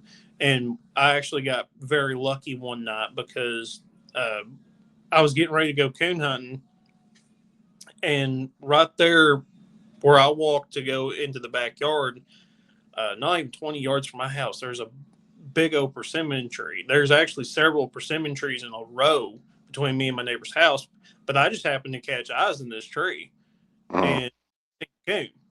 Well, I took Duke and I turned him loose, and he's running around, running around. He can smell them, he just can't figure it out. And so I let that ride for about 10 minutes. I'm like, all right. Bailey knew what was going on. She already knew whenever I said hunt, told Duke hunt him up. She knew exactly what, and she knew exactly where to go. Well, I went and I cut her. I mean, it wasn't a minute. She was treed, and she was actually not on the persimmon tree, but on a cedar tree that was next to it. And I got in there and pulled her off the tree. Petted her up because I couldn't see the coon, but I didn't doubt her. And Mm-hmm. I lost sight of the coon, so I couldn't tell you, okay, is it in the cedar or is it in the persimmon? Because it's just that thick. Well, as I got Bailey back into the kennel, I started calling Duke. And then Duke started, I mean, just hammering down. Just, I think he was about 3 months old, hammering. So I get in there and I look, and he's got not one, but two kits up the persimmon tree. And because we had treed in that tree before with Bailey, I knew exactly where to go because my neighbor, we both have chickens. And he I said that he gotcha. eat chickens before the coon's killing them. So he's like, yeah, dude, if you ever see a coon on my place, kill it. Don't ask, don't just shoot it. He said, I don't care. So I knew where to go into his yard to turn around and look and shine this tree. And there was a big gap. And sure enough, there was one kit coon. And within just a minute or two, the other one popped up, and I knocked them both out to Duke and let him chew on them and mouth them quite a bit actually, because he didn't do it by himself, but he wasn't just sitting there treeing on the same tree that his mom had. Right. He his own. And then I want to say I took him coon hunting that night, trying to just work on that. Like, okay, hey, you did it. You understand, you had to. There's no way he could have seen those coons going up that tree. He had to have smelled them. And so I went and took him out coon hunting. And of course, we didn't see nothing that night. And I didn't see nothing shining trees. He didn't tree nothing. And then we come back home. There's another coon in the tree. I just have eyeballs. And I I can't remember. I don't know if he treed that one. I think that was on the cedar tree that Bailey had been treed on earlier. And I cut Bailey loose. Of course, she went right back to it. I knocked that one out. So we've got 3 coons within 20 yards of my house. Oh And wow. and then as I went ahead and put that coon up and put the dogs up and got them fed, I walk around the corner house and there's another one. There was 4 coons right there next to my place in one night. They're just eating these persimmons up. And I actually tried. I set a live trap, but I think he had done figured out that that was not the place to be because he didn't get caught. Uh, but like I said, he turned a year old about 2 weeks ago. He treed 8 coons by himself, and I say 8. The last one that he treed, he actually caught it on the ground. Uh, Oh wow.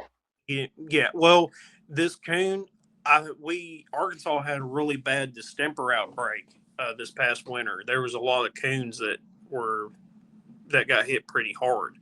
And when he caught this one on the ground, at first I didn't think nothing of it, but this coon wouldn't even try to climb a tree.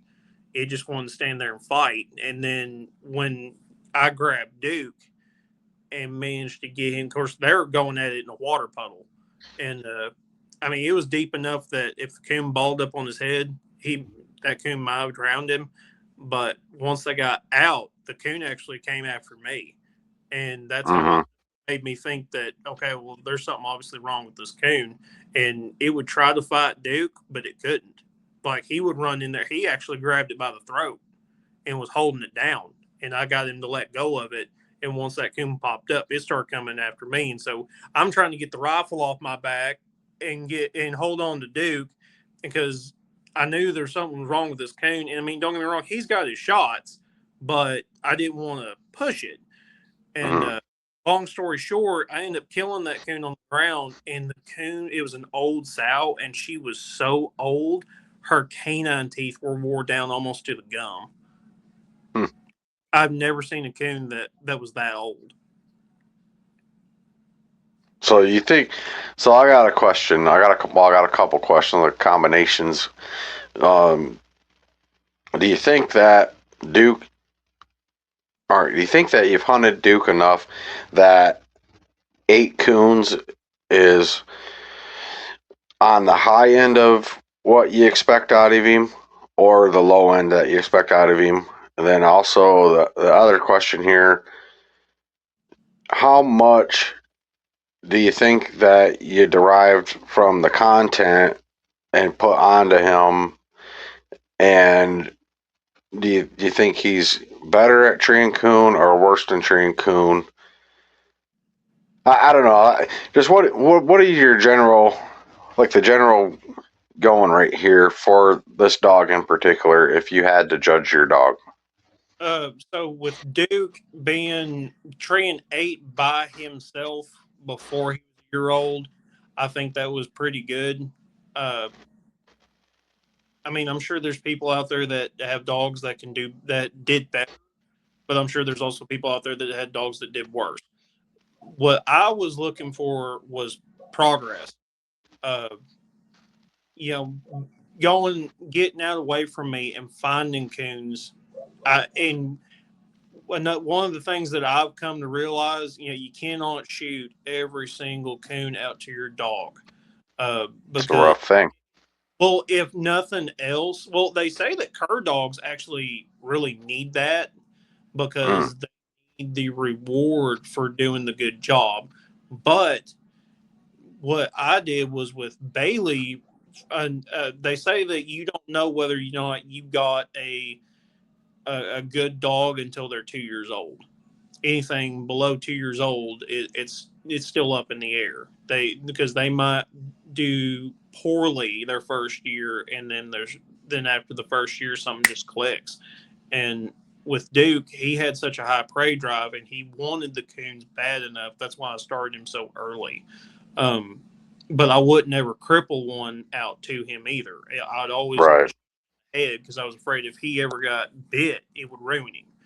Um, 8 coons by himself, that's not all the coons that he's treed. Like the 2 that he treed out here, I was just telling you about, that's not towards his count.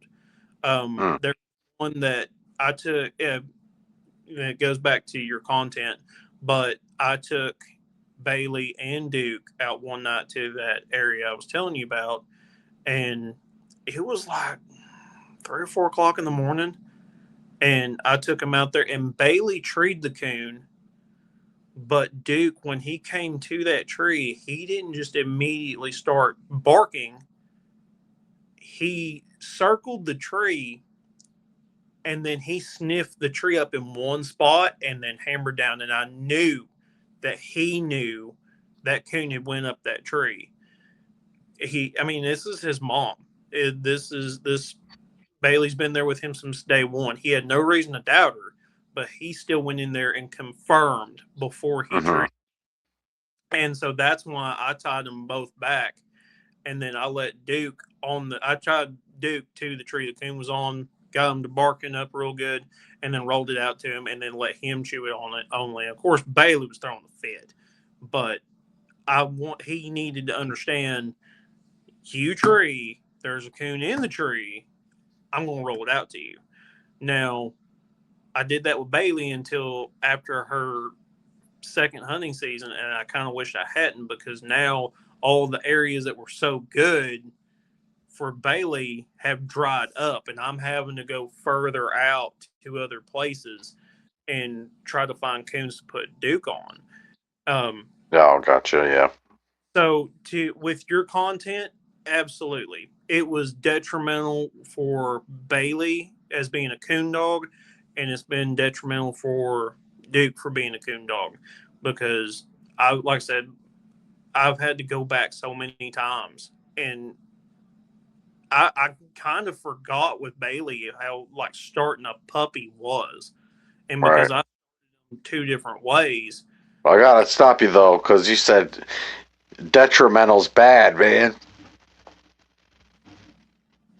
Why? Ain't that detrimental means No, horrible?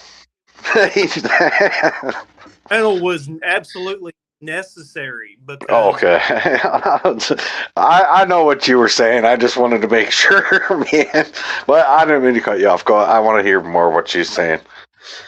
no, your content was I have to, not even a want to, is I had to go back because you cover so much other stuff than what everybody else does. Most people, they'll just post about their dog going and treating the coon. You'll talk about the problems. You'll talk about the stuff that they don't want to talk about.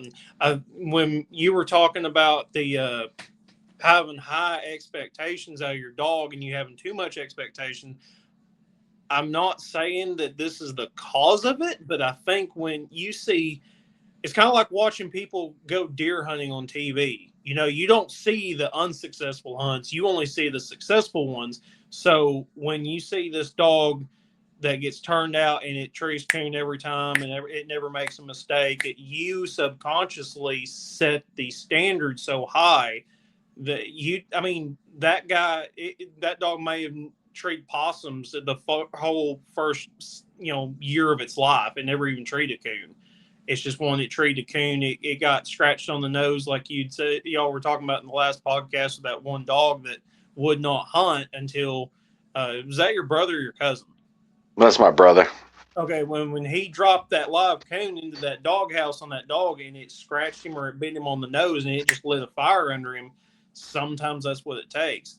So I've had to go back and watch your videos even from years ago, because you'll run into a problem with one dog that you didn't another. And this is mother and son out here in my place, and it's 2 different dogs. It's almost like having to train 2 different breeds. Um, I think you'd be happy with a cur dog.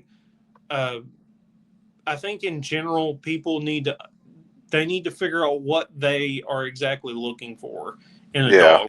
Like if you said, if you did this much, you were doing great, but because I had you going off doing this and doing that, it kept the dog from excelling at that one thing. I had her on squirrels and I had her on coon, and my ideal was, well, I would rather coon hunt, but I like the squirrel hunt. My oldest boy, he absolutely eats it up.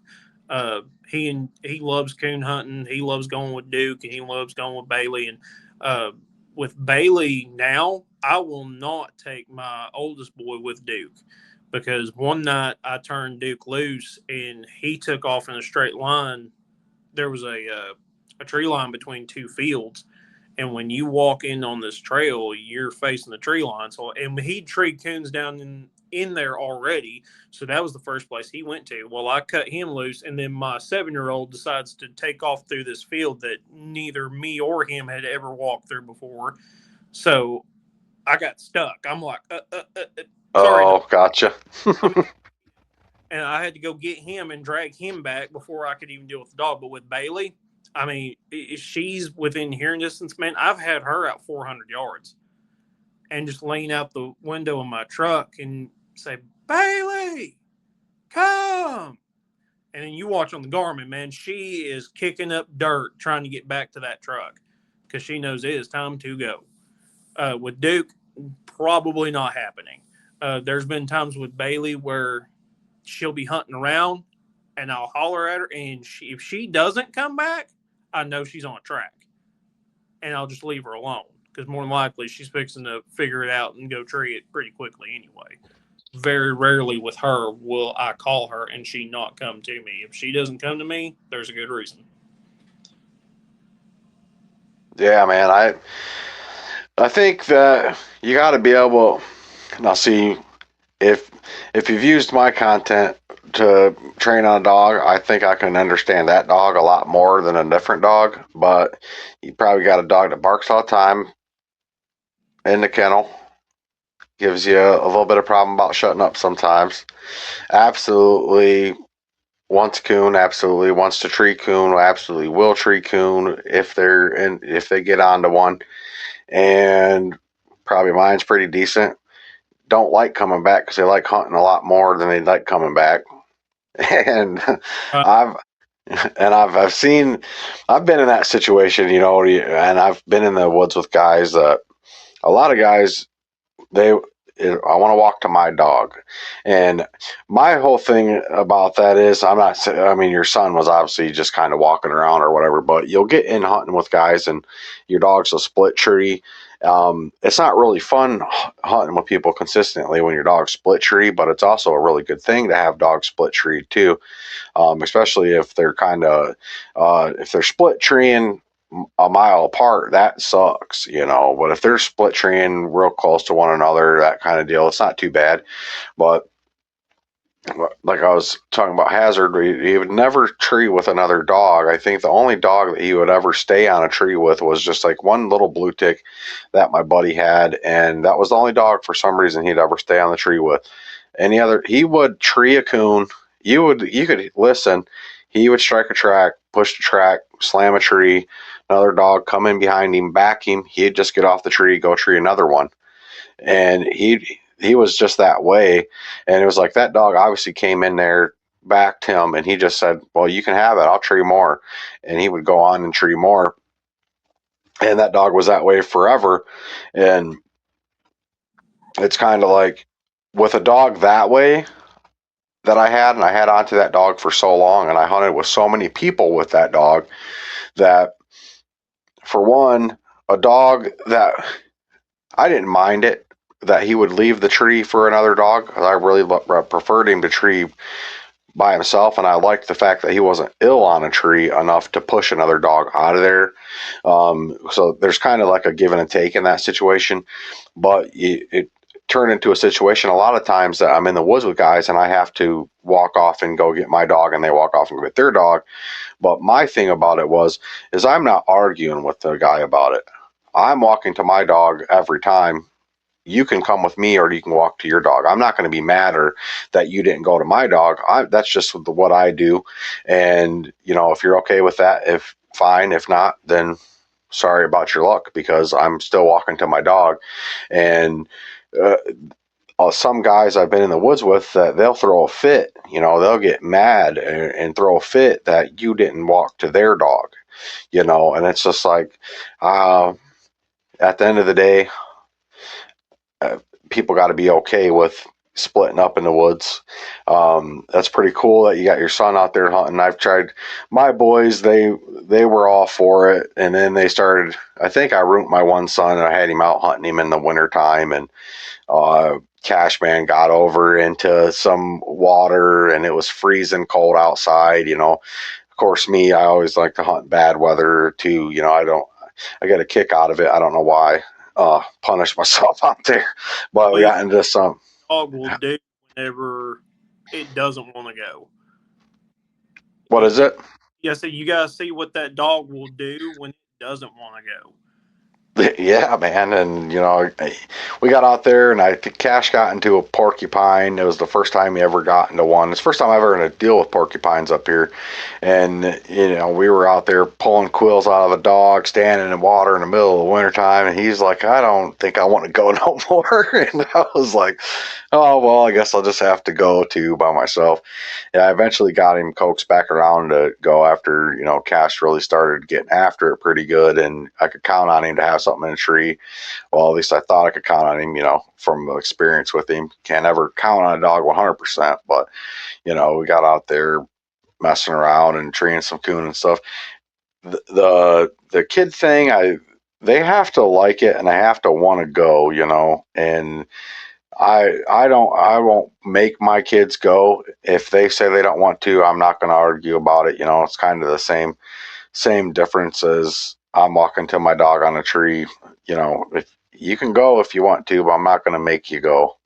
And it's like, I wish they'd want to go more. I mean, they can't go right now, but that's why I got the squirrel dog, and they were kind of into the running the squirrel dog and doing that whole thing. Then it got hot out, you Mm. know. I then it got hot out, and they don't want to go in the woods when it's too hot out here and all this stuff. Like, okay, well, I'll just leave you at the house. I'll go by myself, I guess. Um, but man, I think that there's like you like my content, and you like what I put out, and think that things that I say make sense. I think the same thing about you, man.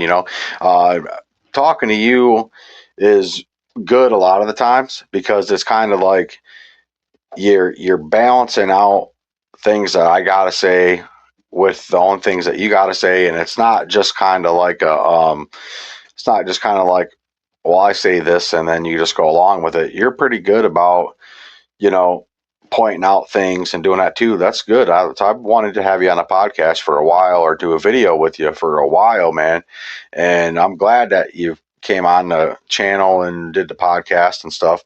And I'm really glad that, you've got your dogs going. I hope that I've helped out, about, like I've told you before, man, I'm not the one training them. You're the one training them, that credit's for you. And I just, like you said, I just talk and say, take, if you need it, you can take it and try to use it and see if it works for you. And, if that's the case, that's the case. If not, I'm sure there's guys that watch my content and think I'm just the biggest crock pot that ever walked and don't want to listen to anything I got to say. Well, that's fine, but The biggest that's, pot is the guy that says his dog never screws up. Because Bill, the guy that owns Buck, he told me one of the first things he ever told me was, "Your dog will make a liar out of you faster than." And going back to what you're saying about talking to me nice because I'll agree but I'll disagree. I had a coworker one time. He's several years younger than me. Uh, he done something. I told him that he was wrong, and I explained to him why he was wrong, and he kind of got mad. Well, I let it go. And then later on, he told me, he's like, "Man, I'm sorry, I got upset, but I gotta say, I really liked how you handled it, because you didn't you didn't have a big head about it. I was wrong, you were right, but you didn't rub it in. I said, buddy, there's a difference between somebody arguing to be right and somebody Hmm. and people arguing to find the right answer. And if you will just put your ego away for 10 minutes and try to solve the problem versus just trying to be right, life gets so much simpler for you. Um, Back to what you were saying about your kids, about they you think you kind of ruined them. There was one night, the same place where I said Duke took off one way and the kid took off the other. Uh, we went in there and I had shined this coon across the field with Duke, and he's off in the middle of the field. He went like the coon was kind of to our left, while he went to the right, but he went straight through this open field and he kind of milled around, and we ended up seeing some deer there close to where that coon had been, and he uh, he kind of got off to chasing those deer. He wasn't really chasing them so much as they had come back through the field after he kind of ducked into the woods, and then he was just kind of trailing them. And I yelled at him, "Leave it!" And I'd also seen this coon, or I seen eyes in a tree. Assumed it was a coon, especially by the way that was looking at us. Israel was sitting next to me. That's my oldest boy's name. He was next to me, and he's like, "Dad, can we go home?" I was like, "No, we can't go home. Coon right there." I said, "All he has to do is go and tree it. We're gonna knock it out to him, and then we're going." And once Duke had come back to us, and all I did was kind of walk that coon's general direction. We probably closed the gap about 100 yards, and he went, I think it was 150 or 175 yards, and treed the coon. That's the one where I sent you a video of Hmm. Duke and Israel say talk to him, and then my boys started saying talk to him, letting him get in on it. He wants to shoot a coon so bad he can't stand it, and Yeah. but there was several nights later when we were in the same spot again. He uh he said, "Dad, I like coon hunting, but this is kind of boring." And I said, "Well, you ain't got a dog in this hunt. That's why it's so boring for you. Yeah. Thing whenever you've got a dog that you're trying to push. I mean, if it's your buddy's dog, you don't really care that much if the dog trees or not. You either want to go out there and shoot or you don't. And I mean, I've had guys with me that were, they could go either way. Like if we're not knocking something out of a tree within 10 minutes, I'm going home. And I've had guys that are just like, man, it is so peaceful and quiet out here. I definitely understand why you like going. I'm like, yeah, but that dog, I mean, we've only got like another hour and a half to hunt, and then if the dog doesn't treat, we're just gonna go home, and that's a coon I don't like to skin. Um, Hmm. with Bailey, now you were talking about, uh, knowing what you want to do with your, having an idea of what you want. With Bailey, she's 3 now. She is what she is. There's not going to be a lot of going this way or the other. I'm her biggest critic Right. because else I've taken multiple people out and they all love Bailey. Whether it's from the hunting aspect of it or the handling aspect of it or a combination of both. But with taking my boy out with me, that's why one of the biggest reasons I just bring her is because she is such a good handle and she does tree. The last hunt that my boy got to go on, uh, Bailey treed a coon, and Israel, it took me a while to find the coon. The coon never looked at us. And this coon was in flooded timber, but they had already, kind of started draining that area off. And so he's in his rubber boots and his snake chaps. And we walked around it several times. And finally, I got to noticing there was a knot on the tree that was way up high that just didn't quite look right. And I actually had to zoom my 22 scope all the way as maxed out as it will go to look. I'm like, oh, yep, there's a coon. I can see the rings on his tail now. And he was so mad at me because I would not shoot that coon out. And I just told, Bailey she did a good job, petted her up. He's like, Dad, I wanted that coon. I said, son, Hmm. I understand that, but if you shoot a coon out tonight, you will never trade it again. And Yep. then a couple nights later, took Duke to the same spot, and he caught that one on the ground. I don't think that was the same one. They didn't look right. They didn't look the same.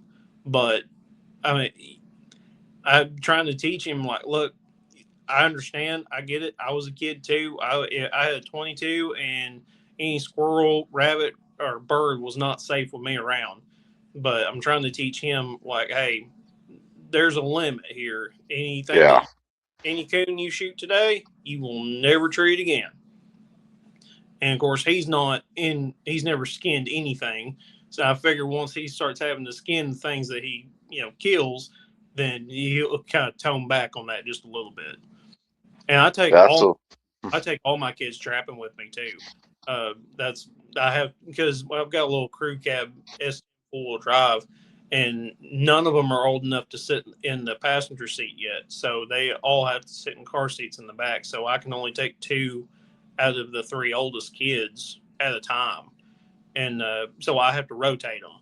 I'll take Israel and our daughter one time checking traps, and then I'll take the daughter and the middle boy the next time checking traps, and then it'll be the middle boy and Israel, and just keep them going. And it's however the cards lay out. My wife says she wants to go with me, but she wants to see a bobcat that's caught, and I've caught a mm. couple of them. Uh, but it's just kind of hard to. And I mean, she's like, I feel like we just need to take the van out there. I'm like, we are not taking that van in some of the country that S10 in. That is not happening. Yeah, I ran into that problem a lot, man. I hunted out of a 2000 Malibu for quite a few years, man. Getting that thing back into some places, that's not so easy, you know. Um, I was I've never really. I had about a couple trucks that I had to hunt with, but mainly, dude, I was hunting SUVs and sedans, man. Just get them in the woods and go. That's the whole thing. I did want to tell you a little bit of a story here. You probably heard it on the channel or podcast here or there, but my cousin Boog used to take us when we was kids, and we would be the pack people. So we would carry all the coon. Basically, we get to go and go coon hunting and see Dog's Tree and etc. But we packed all the coon. He shot them, we packed them, and he had shot this coon up with 2 cases of bullets. I mean, I swear it was 2 cases of bullets. We had to send my cousin back to the truck to get more bullets to bring us out more bullets so he could shoot it up some more. And he shot that coon out, and it whooped 4 dogs in the bushes before he shot it some more, and it finally laid down. That coon never quit breathing. It would not quit breathing. And I packed that. That was a big, mean coon. I just seen get shot with 2 boxes of bullets and whoop 4 dogs, and it was still breathing. And Booger's like, "You're gonna pick it up and you're gonna pack it out of here." And I packed that coon out of there, dude. It was on my back breathing the whole way out. And I tell you, I was probably only like 9 or 10 years old when this happened. And that memory right there, that put a lot of things in perspective in my mind, just about how mean coon are, and just about how much they can take, and how actually out to get you and to get your dogs, not just a little bit, but to finish them. The coon are out to they're out to kill your dogs, and they'd kill you if they could. And I don't do the fighting coon thing. I don't do the shoot them in the foot, make them climb down thing. I don't do none of that. Never been big into that for a lot of reasons, but that's one of the main reasons. And as far as the shooting thing, I really get that. And you know, my son here, he started to the point to where, like, "You want to go coon?" And he says, "Could I get to shoot one?" I was like, "Nope." He said, "Then I ain't going." I said, "Okay, well then I guess you're gonna stay at the house then." And it was back and forth with that, where he was trying to get at me by not going because I wasn't letting him shoot. And I just try to explain to him too, when we're shooting these things, you got to make sure that, number one, that they're going to fall out and not get stuck in the tree, and number two, that you're not going to just agitate it and make it mad, and make it even worse situation, or cause it to climb somewhere where you can't get eyes on it and you can't shoot it. And So I just kept telling him, like, if we get an easy one, then I'll let you shoot it. If we get one that is sitting somewhere easy that I know it's going to fall out and it's not going to hide, or you have a hard time shooting this thing, I'll let you shoot it. And so if his time finally came around and I gave him the gun and he raised up, shot about 6 times, didn't hit nothing but leaves. Couldn't get it on him, and the coon started moving, and I was like, well, give me the gun. I got to shoot it before it goes and hides, or gets put somewhere we can't get it down. And I got it from him, and that coon, by the time I got the gun away from him, that coon climbed all the way up the tree, went right over top, and laid right flat on top of a squirrel nest. And it was just kind of peeking its eyes over the edge, and had to I had to shoot through the squirrel nest to hit it in the body to make it start moving. And then once it moved off the squirrel nest, I popped it in the head and dropped it out. And it was just like one of them situations where you get put in a situation to where now I got to do this extra shooting and put us all in like a compromising kind of way, because the coon could have jumped out and started fighting us, fighting the dogs, whatever, or just laid up there and died on top of the squirrel nest, or just did any number of things. I don't think kids get that too much, but also, getting them shooting and getting them practice up and trying to teach them kind of exactly how and where and what you're aiming for and what you need to kind of do is not always clear for a kid to shoot. And I do worry too letting my kids shoot sometimes. I'm like, well, you always if that gun blows back, I'd rather it blow back on me instead of blow back on my kid too. So Right. that's something that's that always runs through my mind too. So I mean, I try to be as careful as I can in that sense. I'm a little bit extra in that sense, maybe overprotective or something, but it's like it's always a back and forth kind of thing, for the kids and taking them and shooting them. I think I could just, for me, I'd like my kids to have a better experience than I did, but then also I think that the experiences that I had growing up wouldn't be the way that I am if I didn't have those. And going to the woods and doing my due diligence and packing coons and you know just falling in place and falling in line behind the older guys and letting them control the situation, letting them control the dogs, letting them control the gun, and just doing what I'm told got me a lot more experience in the long run and a lot more discipline about the sport in the long run too. Um, but I'm not big on pushing my kids to do what they don't want to do either. And if he wants to shoot, he's going to have to hit it. And that's what I told him next time. I said, well, next time you shoot, make sure you hit him because he was pretty burned up that he didn't get to finish shooting it. And, Well, uh, on that note, because I had the same thing happen to me, I pretty will tell you what happened. Uh, my scope on my Ruger 1022 had actually it had broke a screw on one of the rings that holds the scope onto the base, and mm, so I didn't have time to. I went and got it reset up, but I didn't have time to take it to the gun range and reset it in the scope. So I was like, I asked my wife. I bought her a Ruger 1022 years ago, and she got it sighted in and everything. And I was like, hey, would you care if I borrowed it just for 1 or 2 nights until I can get to the range and mine in? She didn't care. So I took Bailey up to the spot. It's like a man-made lake. It wasn't very big, but I mean, it was big enough.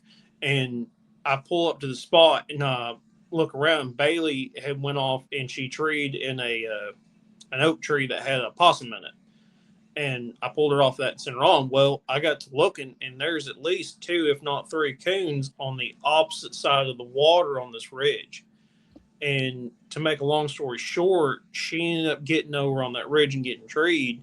So I walk over there with my Rice Ruger 1022 and I start shooting, and I'm not touching them, not mm, even close. And it wasn't until the coon that she had treed had started going up the tree, and I aimed for kind of the middle of its back, and I fired, and I saw the bark that was under its tail explode where the bullet had hit it. And I had to compensate and raise the gun up, and I had like one or two shells left, and I shot, and I knew I'd hit it because I heard the bullet hit, but it was still moving. So I shot again, and now I'm out of bullets.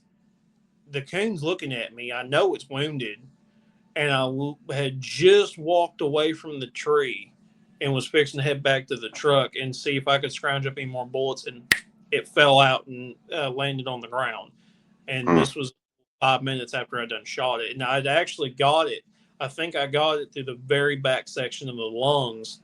Uh, but later on, when me and the wife had actually went to the gun range together, I was like, let me see your Ruger 1022 real quick. And sure enough, I mean, I shoot mine, it's usually sighted in like 25 yards, and then I'll pick a target at 50 and I'll walk the crosshairs until I hit the target at 50, and I'll come back to 25 and see where I'm at to make sure that I'm pretty close. When I put hers up at 25 yards, I was like that low, Mm. even that close. And I was probably 25 yards away from the tree that the coon was in. So when I, Shooting low. yeah, well, and she can grab it, she hits the bullseye. It's Hmm. people grab guns differently. That's why it's not so bad with firearms. With bows, it's horrible. That's like my wife asked if she could shoot my compound. Absolutely not. I said, you'll hurt yourself. So it's nothing personal, but even my stepdad, he cannot shoot my bow because my arms are longer than his. He tried that one time years ago, and he ended up getting a nice strawberry there on his forearm because by the time he got it to where it would almost break over, he couldn't even look through my peep sight anymore.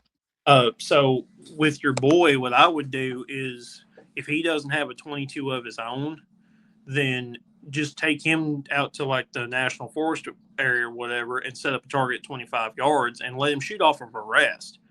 And Mm-hmm. because if you know the gun sighted in for you, let him shoot a couple of times. I mean, if you can stack three bullets in there on top of each other at 25 yards, but when he shoots, the bullets are everywhere, that's him. But if he can, pretty well stack them in there, but it's shooting high or left or right or down, then that's just the difference between you gripping it and him gripping it. Right. And you tell them, be like, okay, well, at this range, you're going to shoot a little low. So if we tree a coon tonight, don't aim for in between his eyes, aim for the top of his head. And I've had to do that even with my gun because you sighted in at 25 and you're hitting at 50 with it. I've had coons that, I mean, I couldn't even see them through my scope. I've had to literally aim at them, look down the side of the barrel, and then try to compensate and shoot them in the head because they were just that close. And then there's Mm. some that way up there a mile high, and you have to shoot above them just to hit them in the head, where you want to actually hit them. I've always see. I pace mine off too, so I don't know how much that would play a factor. So I'll pace off 25, and I sight mine in for 25, just to the left a little, or just to the left, maybe just a little tiny bit. That way, I'm shooting them through the eye, and you know, right there. Yeah, you'll be. I think at a paced off 25, you're getting headshots almost no matter where you're shooting from. Uh, and if you got to back off in there, the most times you're in a good space when you actually shoot that coon. You can aim right through their head, and you'll get it in a spot to where it's still gonna come out. And they're not. I think I myself personally, I have never shot a coon out of a tree that got up after it hit the ground. You know, they'll shake, wobble around, do that kind of thing. But my thing is I'll knock them out and I get right in there and I cut my dog right onto it. And my dog gets over there and finishes the job. I have never had a coon ever roll out of a tree that I've shot that wasn't dead or shaking when it hit the ground, and I've never had a coon get up after it hit the ground and whoop on my dog. It's not something that I don't go for. Not something that I like seeing. And the whole thing about it is, if you get a coon up there in a tree, it's not always that you hit it one time and it falls out. You mean if you're hitting it enough and it's clinging on there, I'm not just gonna click it once and let it sit up there. I'm gonna pump her full of a couple, get it to come out of that tree, because I mean I've had coons that just hang onto a tree, slide down into a Y, and they're stuck. Or Yeah. you shoot them right between the eyes and they just fall back over into the crick of the tree, just laying there just like that, and they don't ever come out. And you got to shoot them up a bunch to get them to fall out. Or that's the stuff that I like avoiding. And if you know guys that I hunted with a lot, they were really big into shoot them in the leg, shoot them in the foot, shoot them in the gut, shoot them in the butt, whatever. Don't kill them. And I couldn't tell you, hunting with other guys and let other guys shoot, how many coons I've seen just stand right up on that tree, turn their head right towards the ground, and walk straight out of that tree and come on the ground and just put a whooping on a dog. I mean, I've seen it. I couldn't even tell you how many times I've seen that. But if you're shooting to kill them or knock them out shaking, it's a lot different. And then you know getting after different coons, not all coons are made the same either. You know, No, they. some coons are just kind of, they just lay there and they give up. Okay, you got me. Other coons, they're like, oh, you think you got me? I'm gonna come down there and I'm gonna show you a thing or two. You know, I've had a couple of them, man, where you ain't even shot it yet. You ain't even shot. You're just shining a light at it, and they just get real mad, dude, and they'll just stand up, walk down a tree just because you're there. Or I've seen them get tired of a dog barking at them, and they come down there and start jumping on your dog and stuff. I know that coons putting a whooping on a dog, no matter how good or awesome or super well bred or well trained or how many coons this dog trees, it's all it takes is one good whooping from anything and it's broke. You'll break it. I don't care how much want to a dog's got into it. You got to have pretty much, well, like a bred against nature dog, like a game bred pit or something, that would willingly just keep going in there to get a whooping all the time.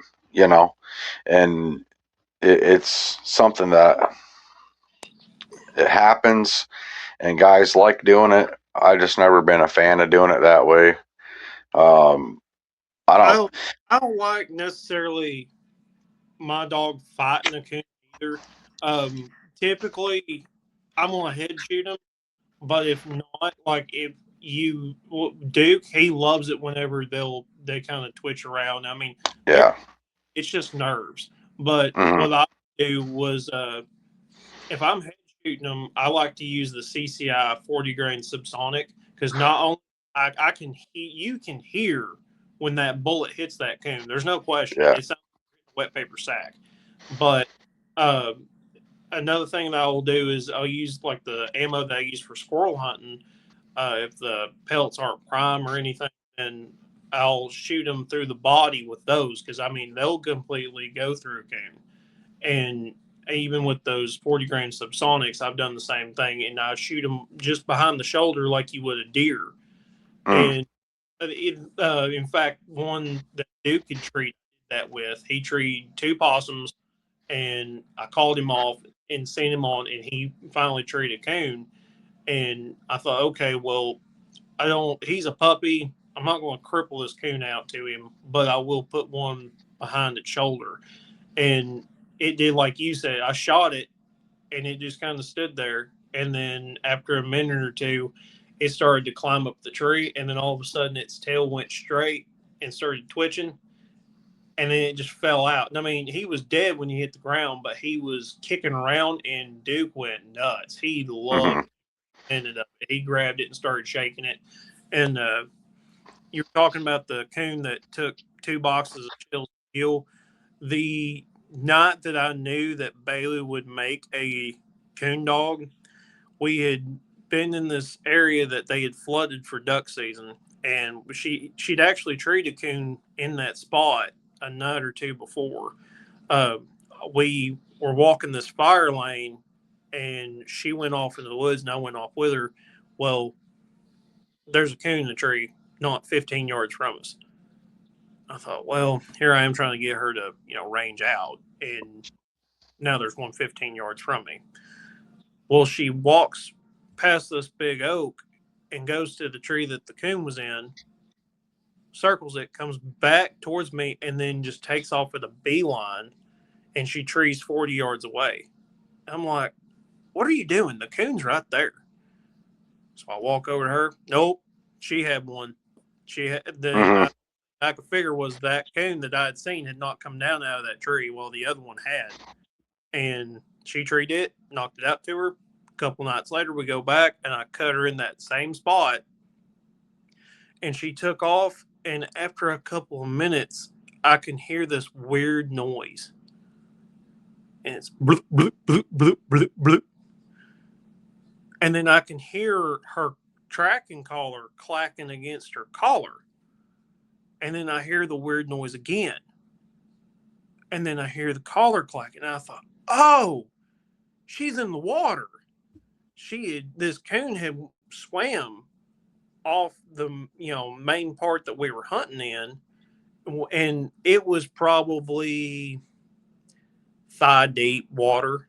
And I walked down to where she was, and she would follow the coon's track to where it went in the water, but she would only swim out there so far, and then she would come back. I guess she got scared, and she wasn't even. I don't think she was a year old at that point. If she was, she wasn't very much past a year old.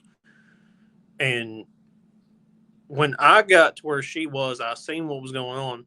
I was wearing muck boots. So I waded off into the water just as deep as the muck boots would allow me to. And I'm scanning. There was a berm of dirt about 80 yards from me. And I'm shining it with a light. And I'm like, I don't even see a coon. And I kid you not, this coon peeks his head over a log, looks at me, and goes right back down. And Bailey is swimming straight for him. And I thought, oh no, I know where this is fixing to go. Well, she goes exactly where I'd last seen that coon. They start getting into it on the ground, and I yelled her name because I heard her yell. I yelled her name, and she started coming back to me, and I was like, no, no, no, no, no, no, no. Sorry, my bad. I'm not getting on to you. And I said, I told her, I was like, yeah, go get him. Well, then they disappeared, and I didn't hear nothing. I thought, oh no, this coon's done drowned my dog. So in my, calf high muck boots, I take off walking through this water, just expecting I'm fixing to go, you know, over my head at any point in time. And I finally make it out to the berm of dirt, and I look, and this coon has done swam out again and has gotten into this current, and Bailey's like honing in on him and closing the gap. And I couldn't shoot for Bailey being right there, and they started going at it, and then I called her off. Well, she started swimming back towards me, and the coon started swimming away. So I just aimed with the gun and just basically started lobbing artillery. And I would shoot and see where the bullet landed, and then make adjustments. And at one point, I heard the bullet hit, and this coon stopped. I thought, ah, oh, crap. Now I got to wait out there and go get him. Hmm. And it took a full minute or two, and then all of a sudden the coon looks at me. I just thought, oh, the current probably rolled. No. Bailey's almost back to me. This coon starts swimming towards us. He starts swimming back to where he, last touched ground because he's wounded. And he started swimming back, and Bailey got close to me, and I pointed right at my feet. I said, "Here," and I said, "Stay." And she watched that coon come in, and when he was probably 5 or 6 feet from touching the ground, she couldn't stand it no more. She broke. So they started going at it, and I had shot once or twice at his body while he was still in the water before Bailey could get to him, and got her off of him. I called her off and shot him a couple more times. I know at one point in time I hit him in the head because later on, after it was all said and done, I realized I just broke his jaw. Didn't mean to, never wanted to do that. But I sat there and I shot once or twice more, and then the gun jammed. And I got that bullet out, and I realized I had one more bullet and no extras. So then I shot into the coon again, and he's still trying to fight Bailey. He just would not stop. I mean, the dude looked like Swiss cheese and just would not quit trying to fight Bailey. And I was like, man, I really don't want to do this. And I took the gun and and it's empty, obviously, but I verified, grabbed the end of the barrel, and I hit that coon in the side of the head with the buttstock of the gun. Broke the stock into, and he still wasn't dead. I finally had to fling him out into the water and let him fire out there. And then I took it. You better believe I hauled that coon all the way back to the truck. I was not about to let that one go. I mean, had been shot up so many times and busted the gun stock on him, and he just would. He refused to give up. Yeah, man. You always, that's one good thing I really like about coon hunting, man. There's always a good story to be told, and no two trees are the same, no two hunts are the same, and no two coons are the same neither. And I wanted to say something about what you had said is you shined a coon and you cut the dog out and she didn't tree it, but then she went down and treated a different one. This is in the other podcast I did with my brother. That's one big thing that he would do all the time, man. He would treat more coon than any dog. I promise you.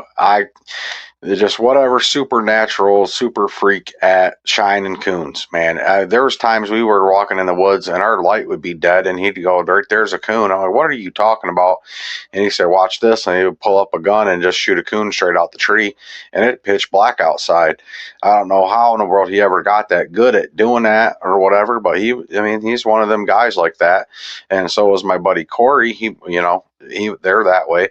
I really never was good at shining. I got astigmatism, and the lights, and I have to really work to try to find it and figure it out.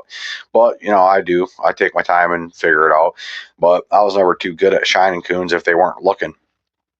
And a lot of times you just be in the woods trying to train a dog, or you got a dog that's not putting it all together and it needs time to work on it, and you got this guy over here treeing the coon 10 minutes before your dog does, even though it looks your dog's on that track to get over there to it.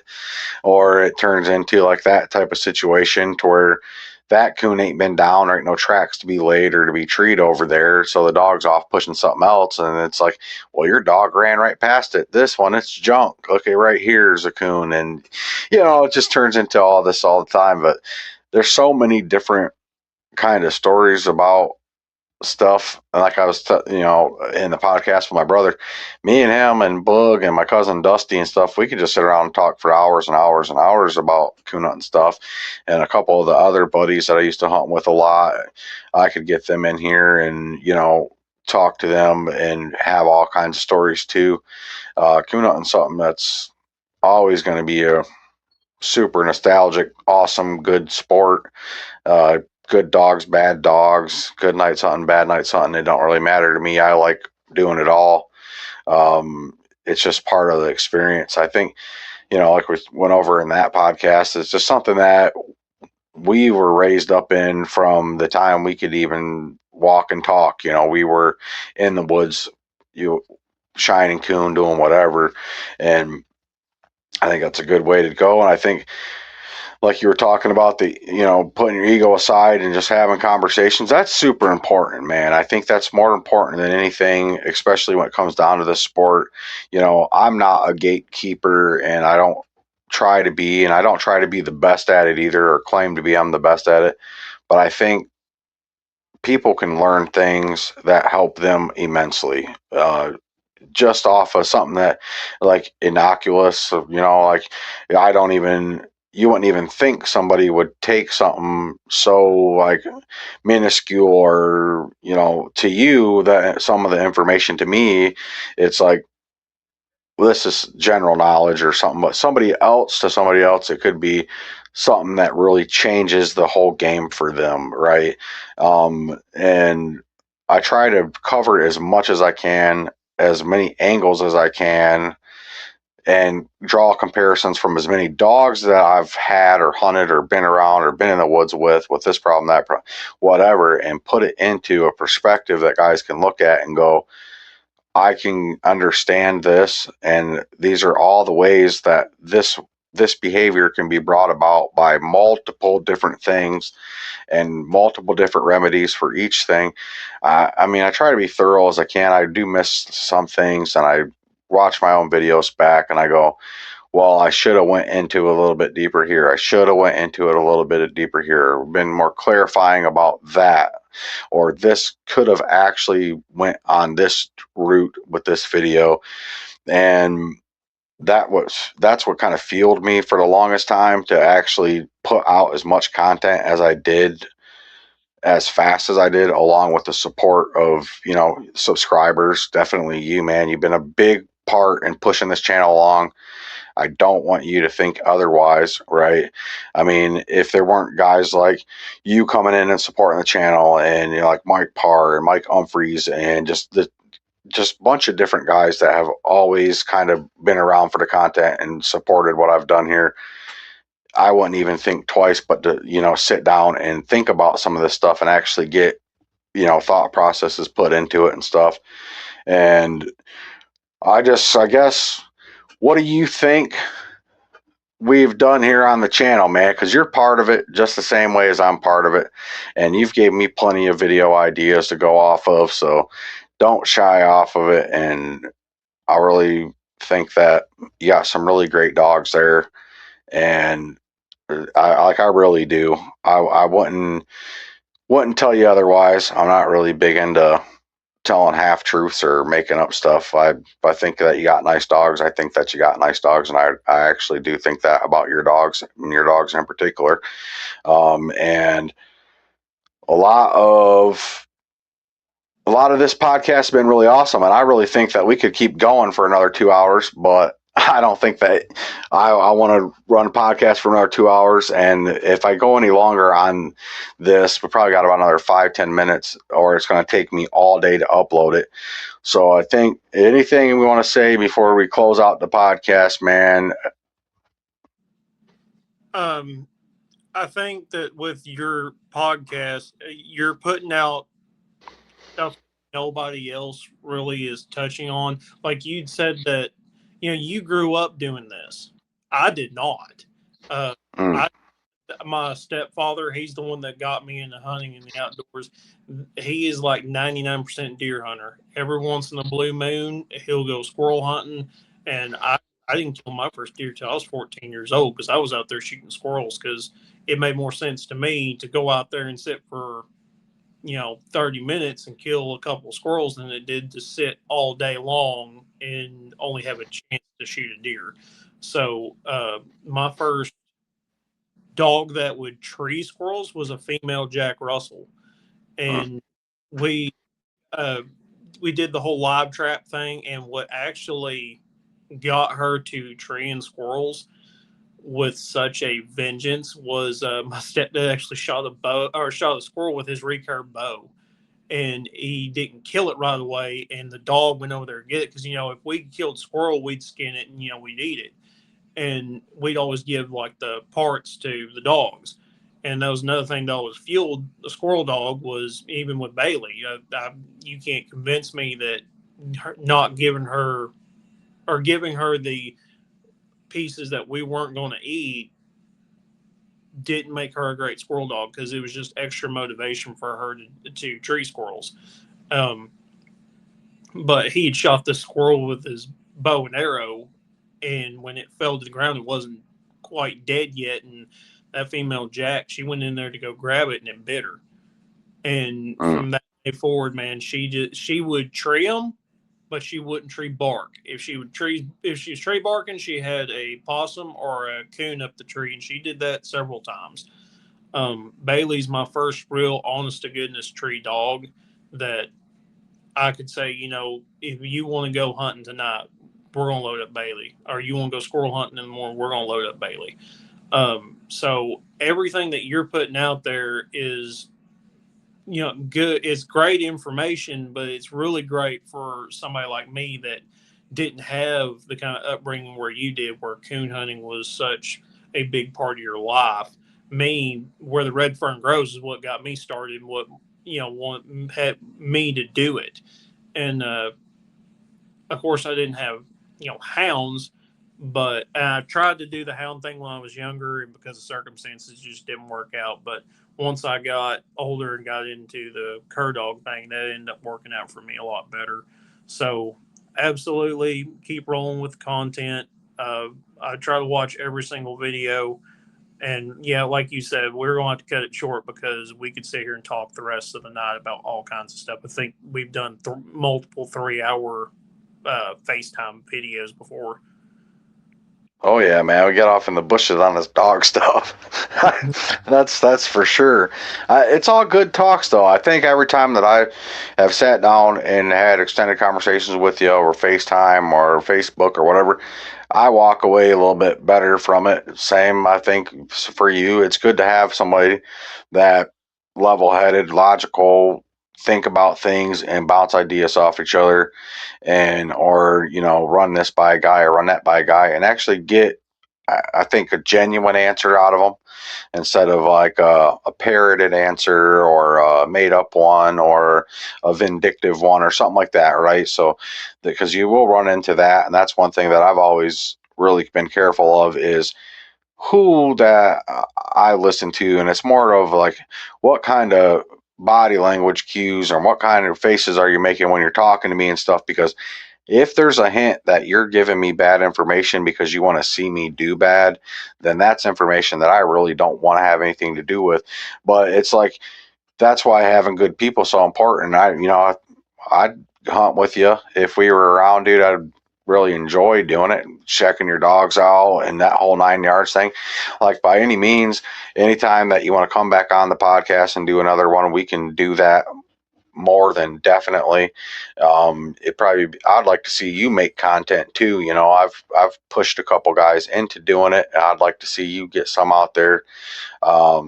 So That's with some. that being, yeah, go ahead. That's Last something. things. Yeah, that was something that did come up. My stepdad told me. He said you need to get you a GoPro or something because the stuff that you see, the stuff that you do. I mean, if I didn't know you so well and know that you're not going to lie to me, I wouldn't believe it. And I had a coworker years ago. He said, "Dude, you've got to start filming all this." But with the way that my work schedule works out, kind of like your career change, uh, you got to figure out what you got time for, what you don't have time for. I'd love to. I'd already picked out a name for a YouTube channel, but I just don't have the time to sit down, edit video, and I've got to go out there. I got to do it. Either I'm going to do Mhm. it or I'll sit there and play around with a computer and try to figure everything out, uh, and that's going to take away time from doing it. Absolutely. So, this has been Talking Dogs Podcast, y'all. Don't forget to like and subscribe. You can reach out to me on Facebook or on here or wherever. So, I'm going to go ahead and end this one, and y'all keep them treed, man. Keep them treed.